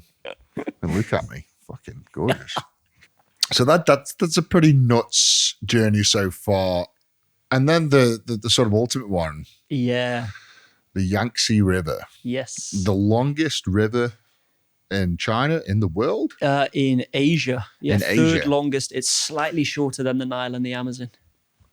By about 100 miles. So not by much. Not by much. You not fancy walking the Nile? It's been done. Was it? Yeah, it's kind of been done. You wouldn't want to go there anyway. Yeah. It's fucking disgusting. Was it Ross Edgley said he wanted to swim? He wanted to swim the length of the Nile. Yeah, does it? Yeah. And when you've seen the shit that they fucking dump into that, put in there, it is fucking vile. I would rather swim in the sewers. I mean, they've got it similar in the Ganges, isn't it, in India?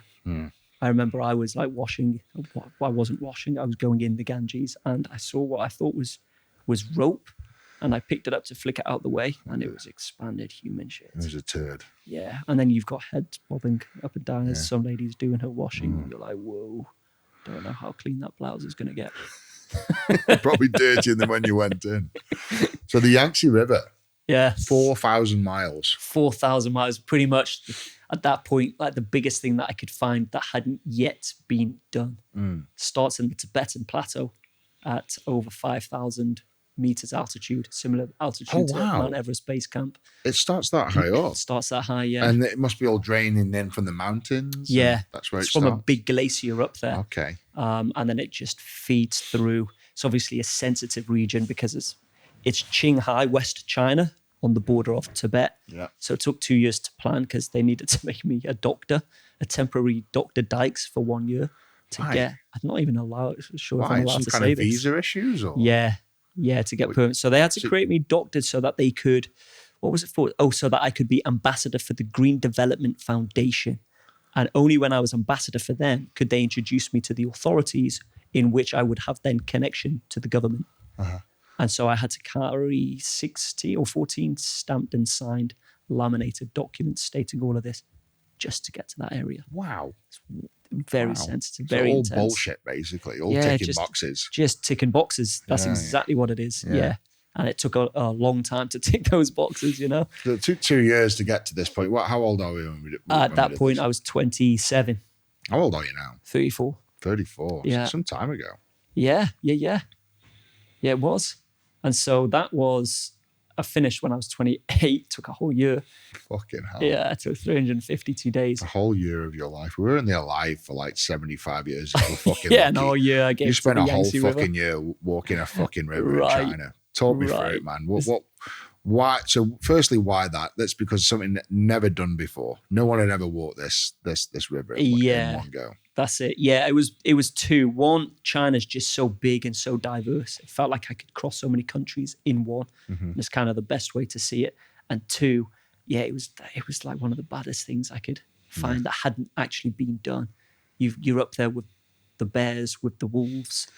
I lost. When I say I lost, they all survived, but I lost 10 different members who tried to join me through altitude sickness, injury, fear of the wildlife, landslides. People would fly in, even from the UK, join me. That would lift my morale because I'm like, fuck yeah, I'm not alone. And then my UK photographer, 6 hours on day one, he was sent right back to the UK. So it was one of those where I think people wanted to join because it looked nice on Instagram, and then they would be hit by that harsh reality of, fuck, this is not what it's showing on Instagram. I was interrogated by the authorities 5 times. Taken in across the border to Tibet, followed by a pack of wolves for 2 days. Really? And this was filmed by Nat Geo, actually. We were filming for a TV show, but we didn't know what the locals were trying to tell us, were trying to warn us about. Right. So they were kind of like pointing in a direction, doing animal noises. We didn't fully know, but we were like, thank you, Zaitian, bye-bye. For the next 2 days down that valley, we were followed by a pack of wolves. 6 months later, my editor, my producer from Beijing had called saying we found that clip, and what that guy's saying is do not go down that valley because only yesterday a local was killed by a pack of wolves. Wow. And we were just like, no idea. So that motherfucker probably made a path for you because the wolves weren't hungry. Yeah, we think that could be the case. Yeah. And there was now 2 of us. So I think the reason they were following us for 2 days, they were looking for signs of weakness. You know, are they limping? How big? Yeah. And we had the rucksacks on as well, made us look bigger. And we were fairly fresh, so we weren't limping. We made the fire every evening. It's always a risk for wolves to go after someone. It's always a big risk. But the fact that they did only the day before. I bet out there in that proper wild, I bet there's a big fucking wolves as well, like 100 kilo, big fuckers. In Mongolia, yeah. In west of China, possibly you'd find them. I've known them to be slightly smaller than the Mongolian grey wolves. I mean, I saw a paw print out in Mongolia, and it was big. Some of them wolves, like the length of this fucking table. They are fucking huge. Terrifying, aren't they? Them in a pack of 4 to 6. Yeah. What can you do? Oh, even one. Yeah, you're right. Yeah, even one. I've got a fucking German Shepherd that fucked me up. Yeah, it's scary, right? It is fucking scary. Yeah. And like, do you know Tibetan Mastiffs? Yes. Have you seen them? Yeah, no, they're fucking ginormous. I've had to like fight them off a number of times with rocks, just throwing rocks. They are the biggest motherfucking... They're scary, You get one of those fuckers up. Yeah. Tibetan... Mastiffs, yeah. Because my wife was on about getting one as a pet. Right? They are beasts. Let's pull it up. Yeah. I mean, and they are semi-wild, right? So they're raised aggressively. They're not allowed in the good. They sleep out in minus 20. Look at the size of this motherfucker. Right? Put this next to a human, please, Sam. That's insane, isn't it? It's like a fucking bear. It is. Just get some more pictures of Look it. at that top right one. Go up. Top right. Top right, yeah. Like, look at that when it's aggressive, showing its teeth. Fuck that. Zoom in on that fucker's teeth. That is a...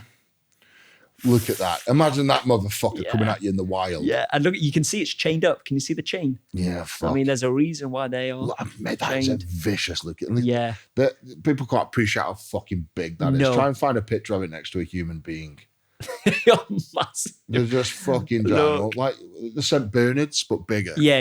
You're right. But bigger. Yeah. And out there, they really do kind of brutalize them. They make them aggressive. And they scare off snow leopards, bears, wolves. Fucking bet they do. Yeah. Yeah, we're not finding much big ones here, but I've seen pictures of these motherfuckers. Because I was looking at getting one. And they are, man, yeah. Like get up to like huge. 120, 140 kilo in body weight. Wow. Like big fucking, like my body weight, but in fucking dog form. Imagine.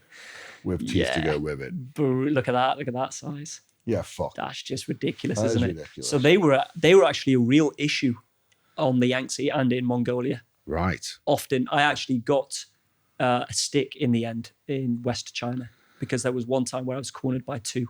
They were in front of me and I kept them in front, but then one of them slipped behind and I'm like, I'm screwed. And the local girls came running up, screaming, trying to grab it. They would turn around, bark at the girl, and she would scream and step back. They didn't know what to do. They didn't know how to control the dog.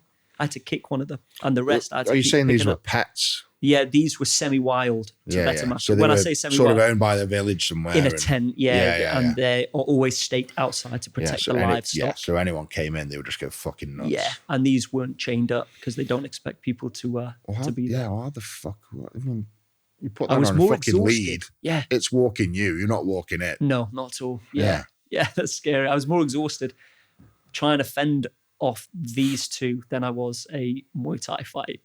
And I had to keep my rucksack on as well because I also wanted to look big. Yeah. With the rucksack and what, it's just like... So what other obstacles did we come up against? With the Yangtze, the Yangtze was insane. There was the landslide. There was the minus 20 degrees Celsius. There were 10 people being evacuated. And then the time came where my UK and China team was saying, stop now. It's getting too reckless. Start again the following year. Because it was dropping in to minus 40, which means that puts me in the bear season. Yes. And these Tibetan brown bears, it gets too cold for them on the mountains, so they end up coming off the mountain searching for food, for calories before they go into torpor, which is like their version of hibernation. Okay. And they became a real threat. I would wake up and there would be footprints of bears. I was like taken in by locals, gifted a knife. What's this going to do? I think there's a video actually of a bear. This was sent to me only a few kilometers away from me where a local said, you need to pick up your pace. It's a bear chasing a man up a truck. And the man is running up the truck, running across the truck and jumping down. And so they're mobile fuckers as well. They're mobile, yeah. So you can't even outrun them. You couldn't even climb a tree to get away from them. Yeah, exactly right. They're getting you. And they're trying to scratch through steel doors, and I'm just in a tent, Yeah. But with all of these expeditions, there are it's the survival, it's doing what hasn't been done, it's enduring, it's the challenges, the stories. But I always try to look at the bigger picture. With Mongolia, I was raising funds and I was raising awareness about like climate change and the effects it has on the nomadic way of life. With Madagascar, you've obviously got Malaria no more UK, but there's also the Lima Network Conservation that has 60 organizations doing everything they can to help protect and preserve the unique biodiversity. And then with China, I was working with WWF, UNESCO, all of these conservations, environmentalists to try to highlight the work that they're You've also been doing. giving back a bit where you can. Yeah, exactly. Like I would do talks in schools. They would join me. We'd do like litter picking. Not the first 6 months was just do or die. It went from mission Yangtze to mission escape and evade, where I had to escape the sensitive region and evade the locals because they were calling the authorities. But then the last 6 months... I'm going to talk me through that. Why? Yeah, so we realised that the police would randomly rock up on our tent. When I say our tent, at this point, it was me, Tudor and Gama. They were two Tibetan lads who were with me and a horse that the production team left us with because the production team left on day -2 before we reached the source. And for some reason, the police kept rocking upon our tent. We're in the middle of nowhere. There's no tracks. There's no nothing. We might have not seen a person in 2 days yet. There's a vehicle. Yeah. And we're like, what is going on? And then we realized any Gur nomad that we go in and we have chai with, or even if they see us in a distance, I think they felt so scared that they had just seen a Westerner that they felt the need to report it, otherwise they would get into trouble. All right. So it was nothing necessarily against them, but it did change the way we had to go about it. We would have to wake up before sunrise, and we'd almost have to sneak in the distance past the Gur, past the Tibetan Mastiff, go undetected. And it's only when that happened that you wouldn't have the police rock up upon us, So that was a big issue. But the last 6 months of the journey, there were more towns and then eventually cities, because, China's the cities are huge there. And so it became less of a problem. So it was like 2 different expeditions. The second half I opened up, I was able to partner with organizations, brands, and, able to do interviews, allowed people to join as well. The second half of the trip, of the Yangtze. Yeah. And then eventually, crossed that finish line. We made a show for Nat Geo. We reached a lot, I think 1.1 billion. Pulled on the Joe Rogan podcast right after. Wow. Which really, really sort of helped spur things on as well. Yeah. And then since then, that was a while back. So since then, I've done another 2 world records and 3 TV shows. And I'm currently filming a TV show right now. Back from China for 2 weeks. So what are these 3 world records? So one of them was in the Amazon. I was dropped by helicopter in the middle of the Amazon in Suriname. Me and 3 other lads, we searched for the source of the Kopanam River, one of the most remote rivers on the planet. And in Suriname, it's not many people know Suriname, but it's the greenest jungle, greenest country on the planet. Okay. More trees there than anywhere else in the world. So like real Amazon. And then from there, we summited the highest mountain in the fastest recorded time, Jungle Mountain again, and then traveled from source to sea. What's the fastest recorded time? How long did that take? It was 5 days, 8 hours, and 35 minutes, something like that. I think it was. But that was with all of I think we had 5 days and 8 hours. 5 days, 8 hours, yeah. Fuck me. And that was the quickest time. That's the quickest time, yeah. Jesus, man. And in terms of distance, I think it was, I want to say 17 kilometers. Up and then down. Yeah. No, just up. Just up. So it's 5 days and 8 hours just to get to the top. Just to get to the peak from where we were dropped. How long to get back down? To get back down, I think it took us about 2 to 3 days. Okay. Maximum 3, possibly 2 days.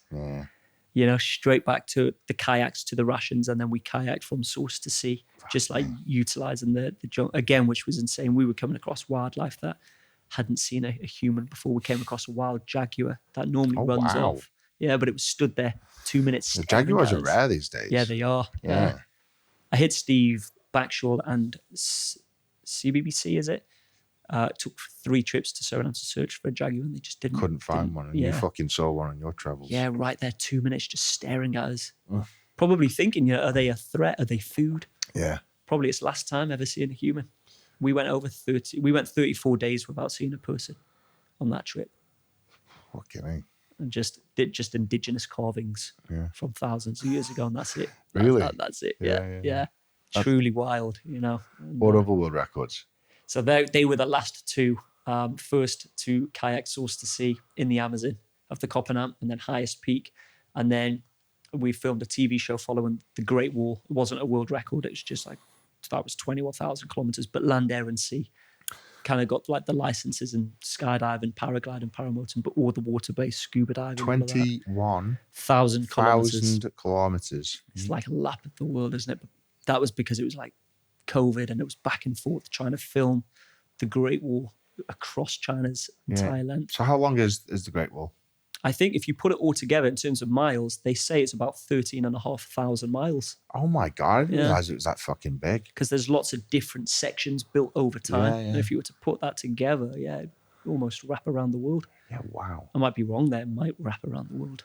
Yeah, fuck. So it's like, it's big. It's big. That is nuts. And then right now, well, last month, I just announced this latest adventure where I'm back in China, but following the Yellow River, which is north of the Yangtze, 3,500 miles, but source to sea, but via land, air, and sea. Okay. So we've been in the It's not going to take you a year. No, 60 days. Okay. So we filmed 1 month. A bit better. Yeah, and then we're back with the production team. Everyone's preparing for the second half, and then we go out again in a week and a half, 2 weeks' time to film the remainder. Hopefully that breaks UK TV, mate. Cool, Fingers man. Crossed, So, something will end up on UK TV at one point. Surely, right? 15 years in the making. You spent a lot of time in China then recently. I have recently, yeah. I think my name's a lot bigger in China than it is here in the UK. They've sort of really got my back. I'm on all the social platforms. And Yeah, I'm going back and forth. So like, because my name's big in China, but it's just from people ripping off my fucking social media and putting it on their version of YouTube. Have you had like, you want to protect like your products and stuff? There's nothing you can do. Yeah, there is. China's a different world. Right? Yeah. There'll be beast everything out there. I'm sure there's fuck all I can do about it. I'll let you know if I come across it. I'll send it mate, to you. Yeah. Where about? Have you been into the busier bits of China? You've done all these rivers and everything. You spent some time in the central China. Yeah, a lot of time to be honest. Yeah, Shanghai and Beijing. What do you think? Yeah, I love the cities. You go out there with all the production crew and everything. How long are you out there for now? It'll be a month. The last month. So we've got about 1,700 miles left. So it was straight into skydiving the first week, then kayaking, rock climbing, paragliding. So we're traveling at land, air, and sea. So you can quicken up the process, doing a bit of everything. Yeah, a bit of everything. Yeah. Of everything so far, have you ever failed anything? Have I ever failed anything? Failed to get my show on UK TV. You ever given up on an expedition? Have I? No, not on an expedition. There was a time where we were aiming for the second highest mountain in Suriname, though. Mm-hmm. And we worked out we were covering, I think it was 100 meters every hour. And we realized that shit will need to go, even though it's 3 kilometers away, the peak. If it's like this, which we sent the drone up and it was like that, it would take us like another 6-7 days just to get there. With the rations that we have, which is enough food for 1 or 2 more days. Oh wow! So as a joint team, yeah, it's a good job. Good job you looked ahead, or else you could have been in some trouble. Yeah, exactly. Yeah, and it's one of those where I'm like, it's the second highest. We threw it in there just because Guinness World Records also recommended, like, whilst you're doing Suriname, the river, why don't you do these 2 highest mountains? We got the first one in the bag. Second one was hit and miss, but it's one of those where I feel if I was alone, maybe I would have dropped back to base camp, restocked and just committed to the week, because that journey was 37 days altogether. So it's not like a 352-day mission, But it is one of those where we're just like, strapped of everything. If we want to eat, we have to catch something. So we had to, there was that. What about your darkest moments? You talked about the desert there where you were hiding under your trailer. Yeah. Dehydrated. Was that the darkest? Sounds like it could have been, but have you got any standout darkest moments? There was one time on the Yangtze, that was the first time I actually had a satellite phone with that one. Progression, right? Yeah. So I could actually speak to people. And I remember being on the phone to my dad. I'm really close with my dad with the expeditions. And it was the first time I questioned what I was doing. I was on day 5 and I'd lost 5 members up to day 5. It was -20. The police had just dropped off my guide somewhere in the middle of nowhere with a horse, and he had 2 hours to get 20 miles back to us. It was just all a big shit show, really. And I remember thinking, and I've got 350 days left, whatever it was, 347 days remaining, and all of that had happened, and we were only on, day 5. But I think the darkest has to Oh no, there was the river crossing in Come on. Madagascar. Tell me about the maybe river crossing this in is Madagascar. the scariest thing that happened, because it wasn't my life, it was someone else's life. Okay. But we were in Madagascar, we were summiting the highest peaks. We had finished the highest one, which is where we got rid of Gertrude the chicken, and we pushed on. Cyclone season it was, so the cyclones came rolling in. The rivers were getting bigger and wider, stronger, and we approached the worst river, which is the Mavav River, known for their Nile crocodiles that they have in the river. Night had fallen. A cyclone was clearly coming over, and we knew if we don't cross this now, although it is nighttime, if we don't cross it now, we might be stuck on this side. And this side is the wild side, the remote side. It's bare with trees. Now you're not hunting anything, and you're not getting anything from the fish because it's too strong, from the river because it's too strong flowing. So we have to cross it. And as we approached the river, there was one local who had been sat there apparently all day waiting for anyone who is also looking to get to the other side, because there was no way he was going to risk it alone. This is a local man. He knows that river, crosses it every day all his life. And we decided, there was 5 of us now altogether to include that local guy. We decided to cross it. Me and Max had an argument. He was saying we should face downstream, and I was like, no, we should face upstream and fight against the current and form a human chain. We ended up facing downstream. We formed a human chain, and the locals said, you look at every single rock that I step on, bearing in mind it's murky waters and it's dark. And because he knows all of the rocks to keep your head above the water. Right, okay. So we're like, fuck, okay. So we're screaming and shouting because the roar of the river's too loud, and we're blinding each other with our head torches because it's pitch black. So we form a human chain. We're facing downstream. We're looking at exactly where this local's putting his feet, because we're all carrying rucksacks like 15 to 20 kg on our backs. And Suzanne missed her footing, and she was grasped in mine and Max's hand. She was kicking up from the bottom of the river, and each time she would come up, she would take a gasp of air, like give out a scream as well, breathe, and then it would pull her right back down. And it was in that moment when me and Max just locked eyes. We were fucking terrified, thinking, if you or if I let her go, you do realize that this is most likely the end of her. Not only would the weight of the rucksack pull her down, and if she's lucky enough that she survives the pulling down and the banging of her head against the rocks, this is crocodile infested and right downstream. And so there was that. I don't know how we made it, but she managed to get her knee on a rock. We pulled her up, and there must have been an awful lot of luck on our side. We managed to get across to the other side. And at that point, she was in bits. She'd collapsed. I was full of adrenaline. So I was like, whoa, how the fuck did we make that? But I would say that was the scariest. Seeing her kick off the bottom for air at nighttime and the Mavav River, knowing if we let go, she is gone, was this maybe the scariest. Not necessarily the deepest or the darkest. The Gobi Desert has to take the win there. But in terms of... Fucking Susan. Susan, that has to take the win. Yeah.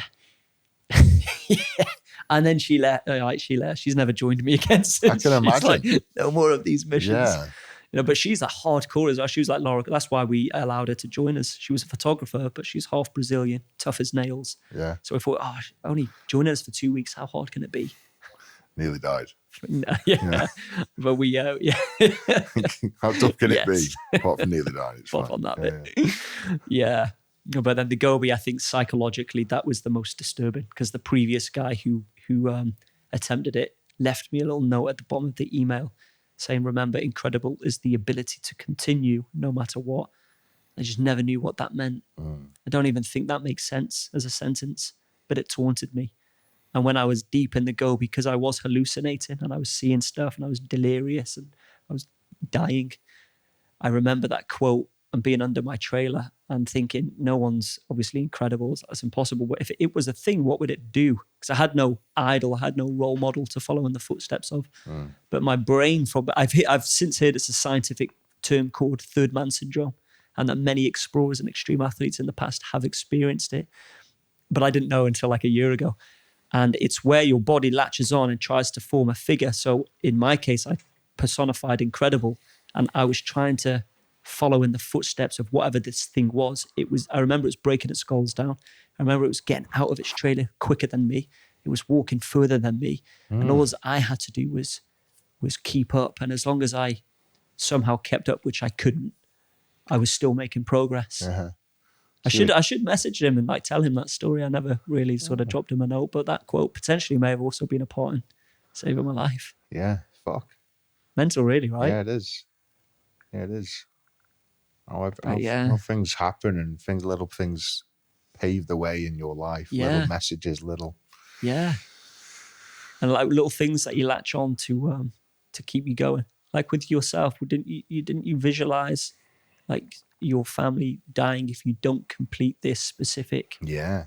Yeah, geez, yeah. I mean, that's a lot of mental sort of pressure on yourself, isn't it? Yes. Because then you push yourself to extremes. Yeah. But then you also dabble in realms that not many people dabble in, I guess, right? Yeah, same to you. Fuck. Not many people have been 4 or 5 days into a desert with a cup of water left. Fucking nothing else to. Stupid, really. Should have Nothing found other that than better, shouldn't I, willpower. mate? Yeah, fuck. Yeah. Jeez. And then we're going back to China to do some more of it. Do some more. Because why not? Yeah. But it's so like, it's more, obviously, without disrespecting, it's more Bear Grylls style, this latest stuff, super safe, super sort of protected. Yeah, cool. The team's there to look at. It's not like I'm like life or death like all of the rest. Fucking hell. Which is the steps that you want to take, isn't it, I guess? Yeah, of course. Yeah. Of course. So you're 35 now, Ash. 34. 34. Yeah.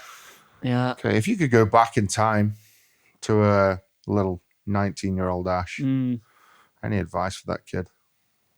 Yeah, I think I would say you're far more capable than you give yourself credit for, or than you realize.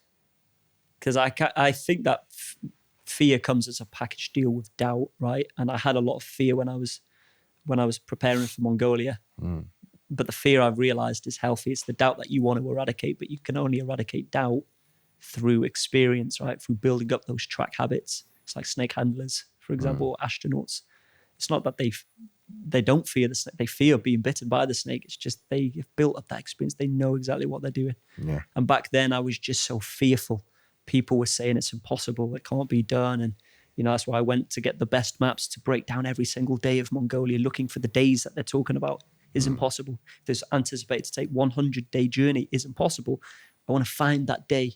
We looked at every day. Every day was possible. It's just easier for people to say it can't be done. Yes. And so I think it's like, you're way more capable than you give yourself credit for. Yeah, fair enough. Any regrets in life? No. No regrets. I think there's some stuff in the past that, you think, I wish that didn't happen. But, bringing it back to this malaria test, there's little things like this that... Don't eat that eel. Yeah, right. There's could be that, yeah. But then, as you say, everything happens for a reason, doesn't it? Maybe if you hadn't have eaten that eel, you wouldn't have gone to the hospital. You may slipped and broke your neck. You never know. Yeah, you never know. Yeah, and it's one of those where I'm sure they would have got the funds over the line to help save so many lives. But it's nice to know that maybe a part of me getting that was to also be a small part in getting the green light and saving more and more lives. Yeah, making a big difference, yeah. Yeah, and you learn with everything, don't you? I've never been dehydrated since the Gobi Desert, so I learned not to... Yeah. I've not been dehydrated since that fucking bike trip either. Yeah, you do, you learn. There you go. You learn from these things. Yeah, you do. So you haven't pissed blood since then? I haven't, nope. Touch wood. Touch wood. Jeez, Ash, I mean, you've had such an extraordinary life. Lucky to be alive, right? Lucky to be alive is not the word. Bloody hell. All these animals and dehydration and shagging people's wives. It's all fun and games. Yeah, man. What's like you've done these incredible feats, right? Expeditions, like stuff that no man's done before. Is there anything that's like, you've got like a bucket list, anything you want to do that's so extreme? Like Ross Edgley at some point reckons he's going to swim around the whole fucking world in one go. Yeah. So is there anything on your bucket list that is so out there, but you really genuinely like deep down, like, I'll probably end up doing that one day? Yeah, there's a big question mark around the probably end up doing that one day, but I think something that has been in the bucket list for a while now is the Congo River. And I think Congo River. What the let me just fucking... the Where is the Congo Congo River? in mid-Africa, Central Africa, in the Dominican Republic of the Congo. And that river there is, I mean, source to sea you've got. Someone's going to do it one day, I feel. And whoever does it, I honestly think it'll be River. one of the greatest expeditions the past 100 years. So what would be the consensus on that? Start at the start point of the river and swim it completely out to sea, or hike it? Yeah, you'd hike it. So you'd probably think it takes a year. You might pop out the other side of the jungle 2.5 years later. And you've got, I mean, it's the Congo, you know, you've still got cannibal tribes there. Oh, you've got so it's proper. The hippos. You've got unknown disease. I was talking to Joe Rogan and he was saying his friend, I think his name was Justin, his friend has a disease that he contracted from the Congo. Doctors don't know what it is. Oh, fuck. So it's almost suicidal, and my fiance hates it every time. My parents, every time I talk about it, they're kind of like, no. I mean, if Netflix came on board and there was like a multi-million-dollar deal to do that journey, maybe it's something I'd consider. Right. Okay. So the river length, 2,920 miles. Mm-hmm. Okay. It's the second longest river in Africa after the Nile. But pure jungle. Flowing through the Democratic Republic of Congo. Mm-hmm. So it's extreme humidity and malaria risk through the dense jungles, political instability and security issues in parts of the DRC. So that would come in with the tribes and obviously people just wanting to rob you and bum you and whatever else. Dangerous wildlife, hippos, crocodiles, snakes, insects, etc. And then the isolation. So sections of the river are almost completely inaccessible by land, i.e. so fucking overgrown that you could not even muster to envision a person stood there. Yeah, okay. Man. Status. Okay. Just reading what the fuck it says here. So I'd imagine you'd have to work. Would you need like permits and visas for stuff like that? Most likely, but they would be a lot easier to get than the ones out in China. So logistically, I think it would be a bit more straightforward. But physically, I think it's the most dangerous river on the planet. That sounds insane. Yeah, I mean, that's just giving me a depiction of what it's going to be like. Yeah, it is like... Sorry, my phone's going to go off now because I took it off fucking airplane. Yeah, honestly, and I think someone's going to do it one day. It's a world first. No one's ever hiked. And you've got to be that first person, man. I mean, some motherfucker's going to listen to this and be like, right. Yeah, and they're going to beat him to that. Yeah. So what needs to happen for that to happen? I just wouldn't risk it if, like with all of these previous expeditions, I've always gone in with the intent of turning it into a career, which, luckily I have. But I've also been very reliant on TV. This is why now I'm dabbling more with the YouTube. But TV's going well. I've secured 3 international shows. I'm filming my 4th right now. Mm-hmm. Surely the Suriname or the Yellow River will break the UK TV. Yeah. So I think to do something like that, I wouldn't want to do what I did with the previous, which is just like, let's do it. And then I'll try to sell it after. I think with something like that, there would need to be guarantees. There'd need to be finance. There would need to be the proper team. Well, you need security. For sections, you'd need armed security. 100%. It would be borderline suicide without that kind of stuff. But you have borderline done suicidal things in the past. Yeah. So I should really stop. Yeah. So stop being a fanny. Just do it. Yeah, you're right. So there's that. But I would also I'm planning something. I've never said this, but I would love to do something across Saudi Arabia and the UAE. I would love it to be like an action man, land, air, and sea mental mission across the Middle East, across Saudi Arabia and UAE. I mean, that's very fast. There's like that's some of the biggest, longest deserts on the planet. Yeah, it is. Yeah. And I would love to do it I would love to go a week by camelback. Yeah. Maybe swim across the Gulf, a week by camelback, a week by hiking, a couple of days by paramotoring, flying. You know, we do rock climbing. We Is that when base you get a jump. parachute with a propeller on your back? Yeah, that's it. Yeah. I really want to do that. Oh yeah, man. I want to Well, buy look. one and do it. Yeah. I see people doing it. There's a guy who does it Yeah. in the summer around my area, and I'm Right. sat in my garden smoking a stogie now Yeah. and again. I'll just see this motherfucker flying over, Yeah, man. and I'm like, "You jammy bastard! Yeah. Just up there, not a cloud in the sky, That's just it. fucking taking in the views, Yeah. fresh air." And you can just stay up there. People take their lunch up there. Yeah, I'd fucking love that. Yeah. Yeah. Let's get Do you you licensed. reckon? Let's get you licensed. Be Well, easy to get do you need a licensed. license for that? Well, I mean, you want to know what you're doing, but you don't necessarily need a license per se. Just watch a YouTube video. Yeah, and off you go. That's the kit. Yeah. I'll make some We're on intros. the You'll be same set, page. mate. You'll be set. Fucking sound. I did a Do you podcast reckon you could take up- paramotoring in the past. Podcast With a guy called So you've done Theo. a podcast up in the sky. Yeah, like he was behind, I was at front. We were just flying, and we're doing this podcast in the air, Fuck that. paramotoring. Right, okay. Do you reckon they'd take my body weight? Yeah. Oof. Yeah, you would just need a bigger wing. How much do you weigh? 165 kilos. 165 kilos. And that's light at the minute. I'm trying to lose weight. I'll message the lads. I think on a so. constant diet. I think so. But maybe you're right. Maybe there's a weight restriction. Never crossed my Well, I mind. remember I wanted to do, when you jump out of a plane and Yeah. parachute down, I wanted Yeah. to do that. And the weight limit is 150 kilos Is it really? for two people. Wow. Okay. So obviously I couldn't do it on my own because I'm not trained. Yeah. So at the time, no, maybe it was 200. Yeah, it was 200 kilos. Yeah. And at the time I was like 170 kilo. And they found this girl that weighed 40 kilo that was willing to do the jump with me, but we were still over. They were like, yeah, we'll let it pass. Oh, shit. Yeah, UAE, yeah. fucking do what the fuck you want. So yeah, I nearly did it and then Oh. bottled it. Like, should we book it? I was like, Mate. no, like this is one of the moments where the kids never see the dad again. So, Yeah, sure, there is that. I mean, not to. skydiving's super safe in a way, you know. You're so full of shit. You can't, it's not fucking.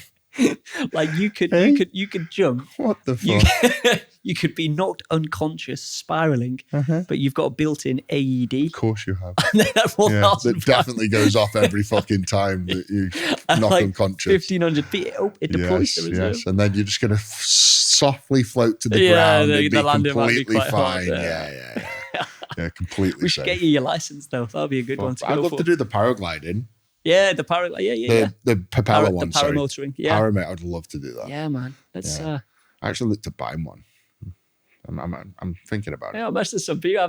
We can make that. I need a happen, big, man. I need a We big can make motor that and a happen. big kite. Yeah, you do. Yeah. Yeah, Okay. but I mean, they're all out there, aren't they?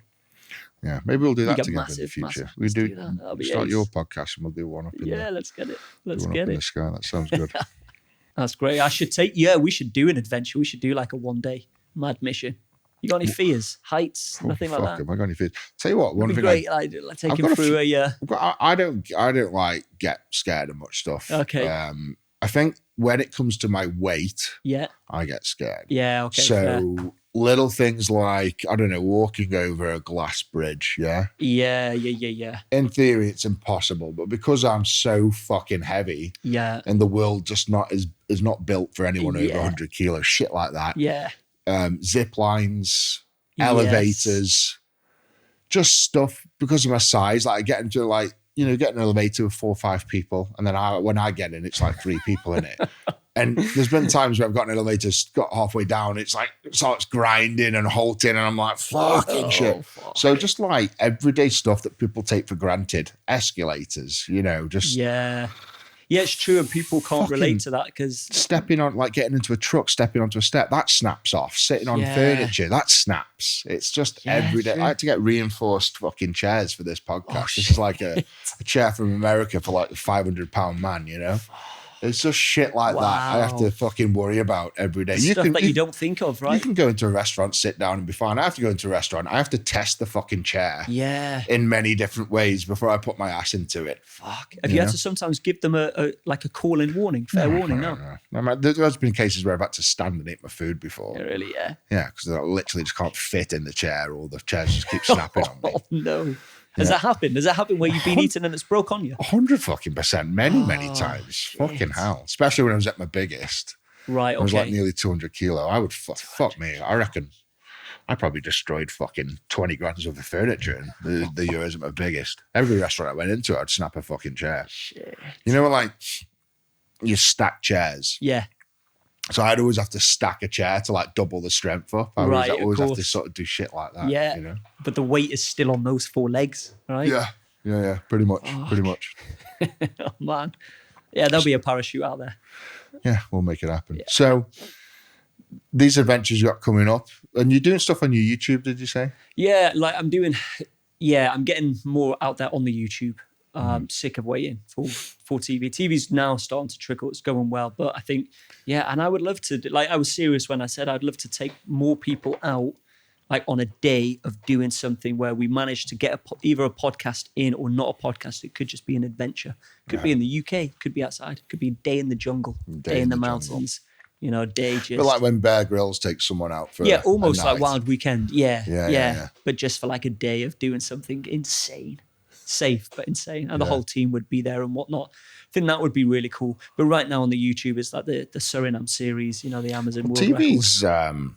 I had this conversation on the last podcast. Yeah. TV's kind of a dying thing at the minute. It really everything's isn't it? coming to either Netflix, Amazon, Disney. Yeah. I guess some of the like the National Geographic and That would be the great. Yeah. History Channel. I think they're staying quite relevant, but only because they're on the streaming platforms. Yeah, they're on Disney Plus, aren't they? Yeah, exactly. Yeah. But in general, I think TV's dying. Yeah, I think I you're think right. like BBC One, Channel 4, they're all just fucking Yeah, dying. if you're not on the phone, you're really missing out, aren't you? Where it's at right now is YouTube. I think Yeah. YouTube's the number one streaming platform on the planet. Yeah, I think you're right, aren't you? It has to be, yeah. I think so. That or Netflix. Probably more people have YouTube accounts than Netflix. I think don't they? YouTube. Yeah. You got to think about all the people because YouTube's free. Yeah, it's true. You know, everyone just fucking kids watch YouTube. You find anything you want on YouTube as well, can't you? Yeah. What's your opinion on the wokeness in the world at the minute? It's insane, isn't it? It's insane. I think the world is more disconnected now as well than ever before. People need like either a fucking shake, a slap, or dropped in the middle of a jungle, brought back to reality. Because it is insane. It's quite scary. You got any kids? I haven't, no. You got a fiance? Fiance. Yeah, how long have you been birth for? Been together for almost 5 years now. Nearly 5 years. Almost 5 years. Yeah. Does this world scare you about bringing kids into it? Sometimes in its it does. current state? I think it's one of those where when I was younger, I never really thought about like where I would raise kids, but now I'm a little bit more focused on where would be the right place to, the right location. I don't mean just outside of the UK. I mean within the UK as well. Where would be a good place to? Not fucking London. You're not London. No. So London is an in and then an out. But I think in the next 3-4 years we'll look to have kids. I think. Yeah. Oh, nice, man. But right now we're just kind of like working on our careers, grinding. Like she's my best friend. She's so supportive with everything that I do, and she's just part of the business. You know, really sort of helps with all aspects of it, really. Because I know for her it's hard with me being away. She's your logistics person, then she's organising. You know what? The more that she's fully up to date with everything, the more at peace she is, and she knows that I've seen you train, seen you prepare, seen the people that you've bought and put in place, the production, the logistics, the insurance, now the evacuation. So it's so important for her to be, part of the team, because then her mind is at peace when I'm away. What fucking sane insurance company gives you insurance? It's hard each time. It's hard. It's really difficult. Because all the things that can go wrong, not just for you. Yeah. For production. I think it was Nomad. I want to say Nomad Insurance last time, but with Mongolia. Nomad. Nomad Insurance. Is that a term or? It's like a travel. Yeah, nomad is kind of like, the people that just buck up and leave and travel, like the nomads in Mongolia in their sort of felt tents. So Nomad Insurance, but there was no insurance company that would have me covered for Mongolia. They were just like, we absolutely don't insure people who are unsupported because it's just so, I think it's the third sparsely populated country in the world. So you're going to go like a week or two without seeing any humans. Which is also great because you're in Mongolia and it's like a throwback to how the world would have been thousands of years ago. Yeah, I bet that's fucking nice. Yeah, I fucking hate people. I'm the same. You know what? I love people, and I have this faith for humanity because I've had to rely on it an awful lot when I've been away.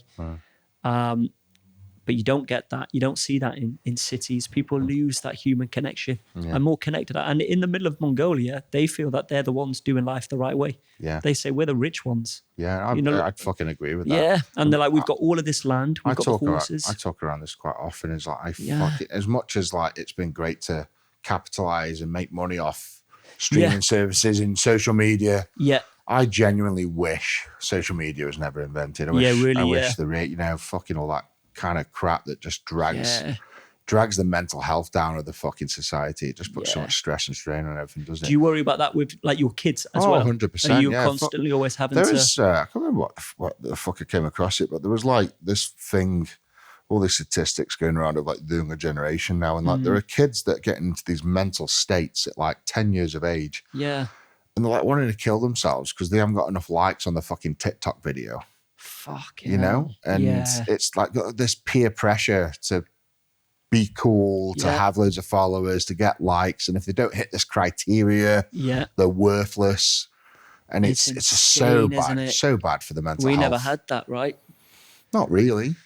No, we didn't. I mean, it would be you had people school. on TV. You had 5 channels. Yeah. Maybe you had 5 channels and then Cartoon Network and MTV, didn't you? Yeah. That was about it. That was about it. And now it's... And if there's any shit going down on school as well, you'd escape. You'd be able to leave. You go back home. You can't escape it now. It's on your phones. It follows you everywhere, right? Yeah. You can't. This is the thing, man. It's you do something wrong, you shit yourself at school. Yeah. It's not just a matter of 30 years ago, you could just go home. They won't talk about that next week. Yeah. Now it's all over the fucking internet 100%. And you're getting fucking ridiculed. And that person is then suicidal. Yeah. It really has a knock-on effect, doesn't it? Yeah. It is fucked. Because it never ends either, right? It's it's a fucked up mess. Yeah, it is. All right. Ash Dykes, thank you very much. Appreciate it, brother. You have been fucking incredible. Yeah, thank you so much. Great conversation. I've loved it. No, thank you. I've loved it. Thank you very much. There we go. Ladies and gentlemen, Ash Dykes, one crazy motherfucker going through Mongolia, Madagascar, and the Yangtze River. I've never met someone with so much enthusiasm and excitement to put himself through so much fucking shit and danger and turmoil in my life. Kind of on par with Ross Edgley in some ways. Just loves pushing those boundaries and for the sake of pure selfishness and entertainment. I fucking love it. I love it. Yeah. But come through. Appreciate it, bro. Come through adversity every single time and come out shining, which is great to see. And so much more to come from Ash Dykes as well. So much more in the pipeline. I'll be keeping my eye out for the programs that hopefully make their way to the UK. Yeah, fingers crossed. Yeah. Fairly soon. Thank you for listening. Thank you for watching. Don't forget to check out the other episodes of The Good, The Bad, and The Beast. I'll catch you next time. Big love. Take care.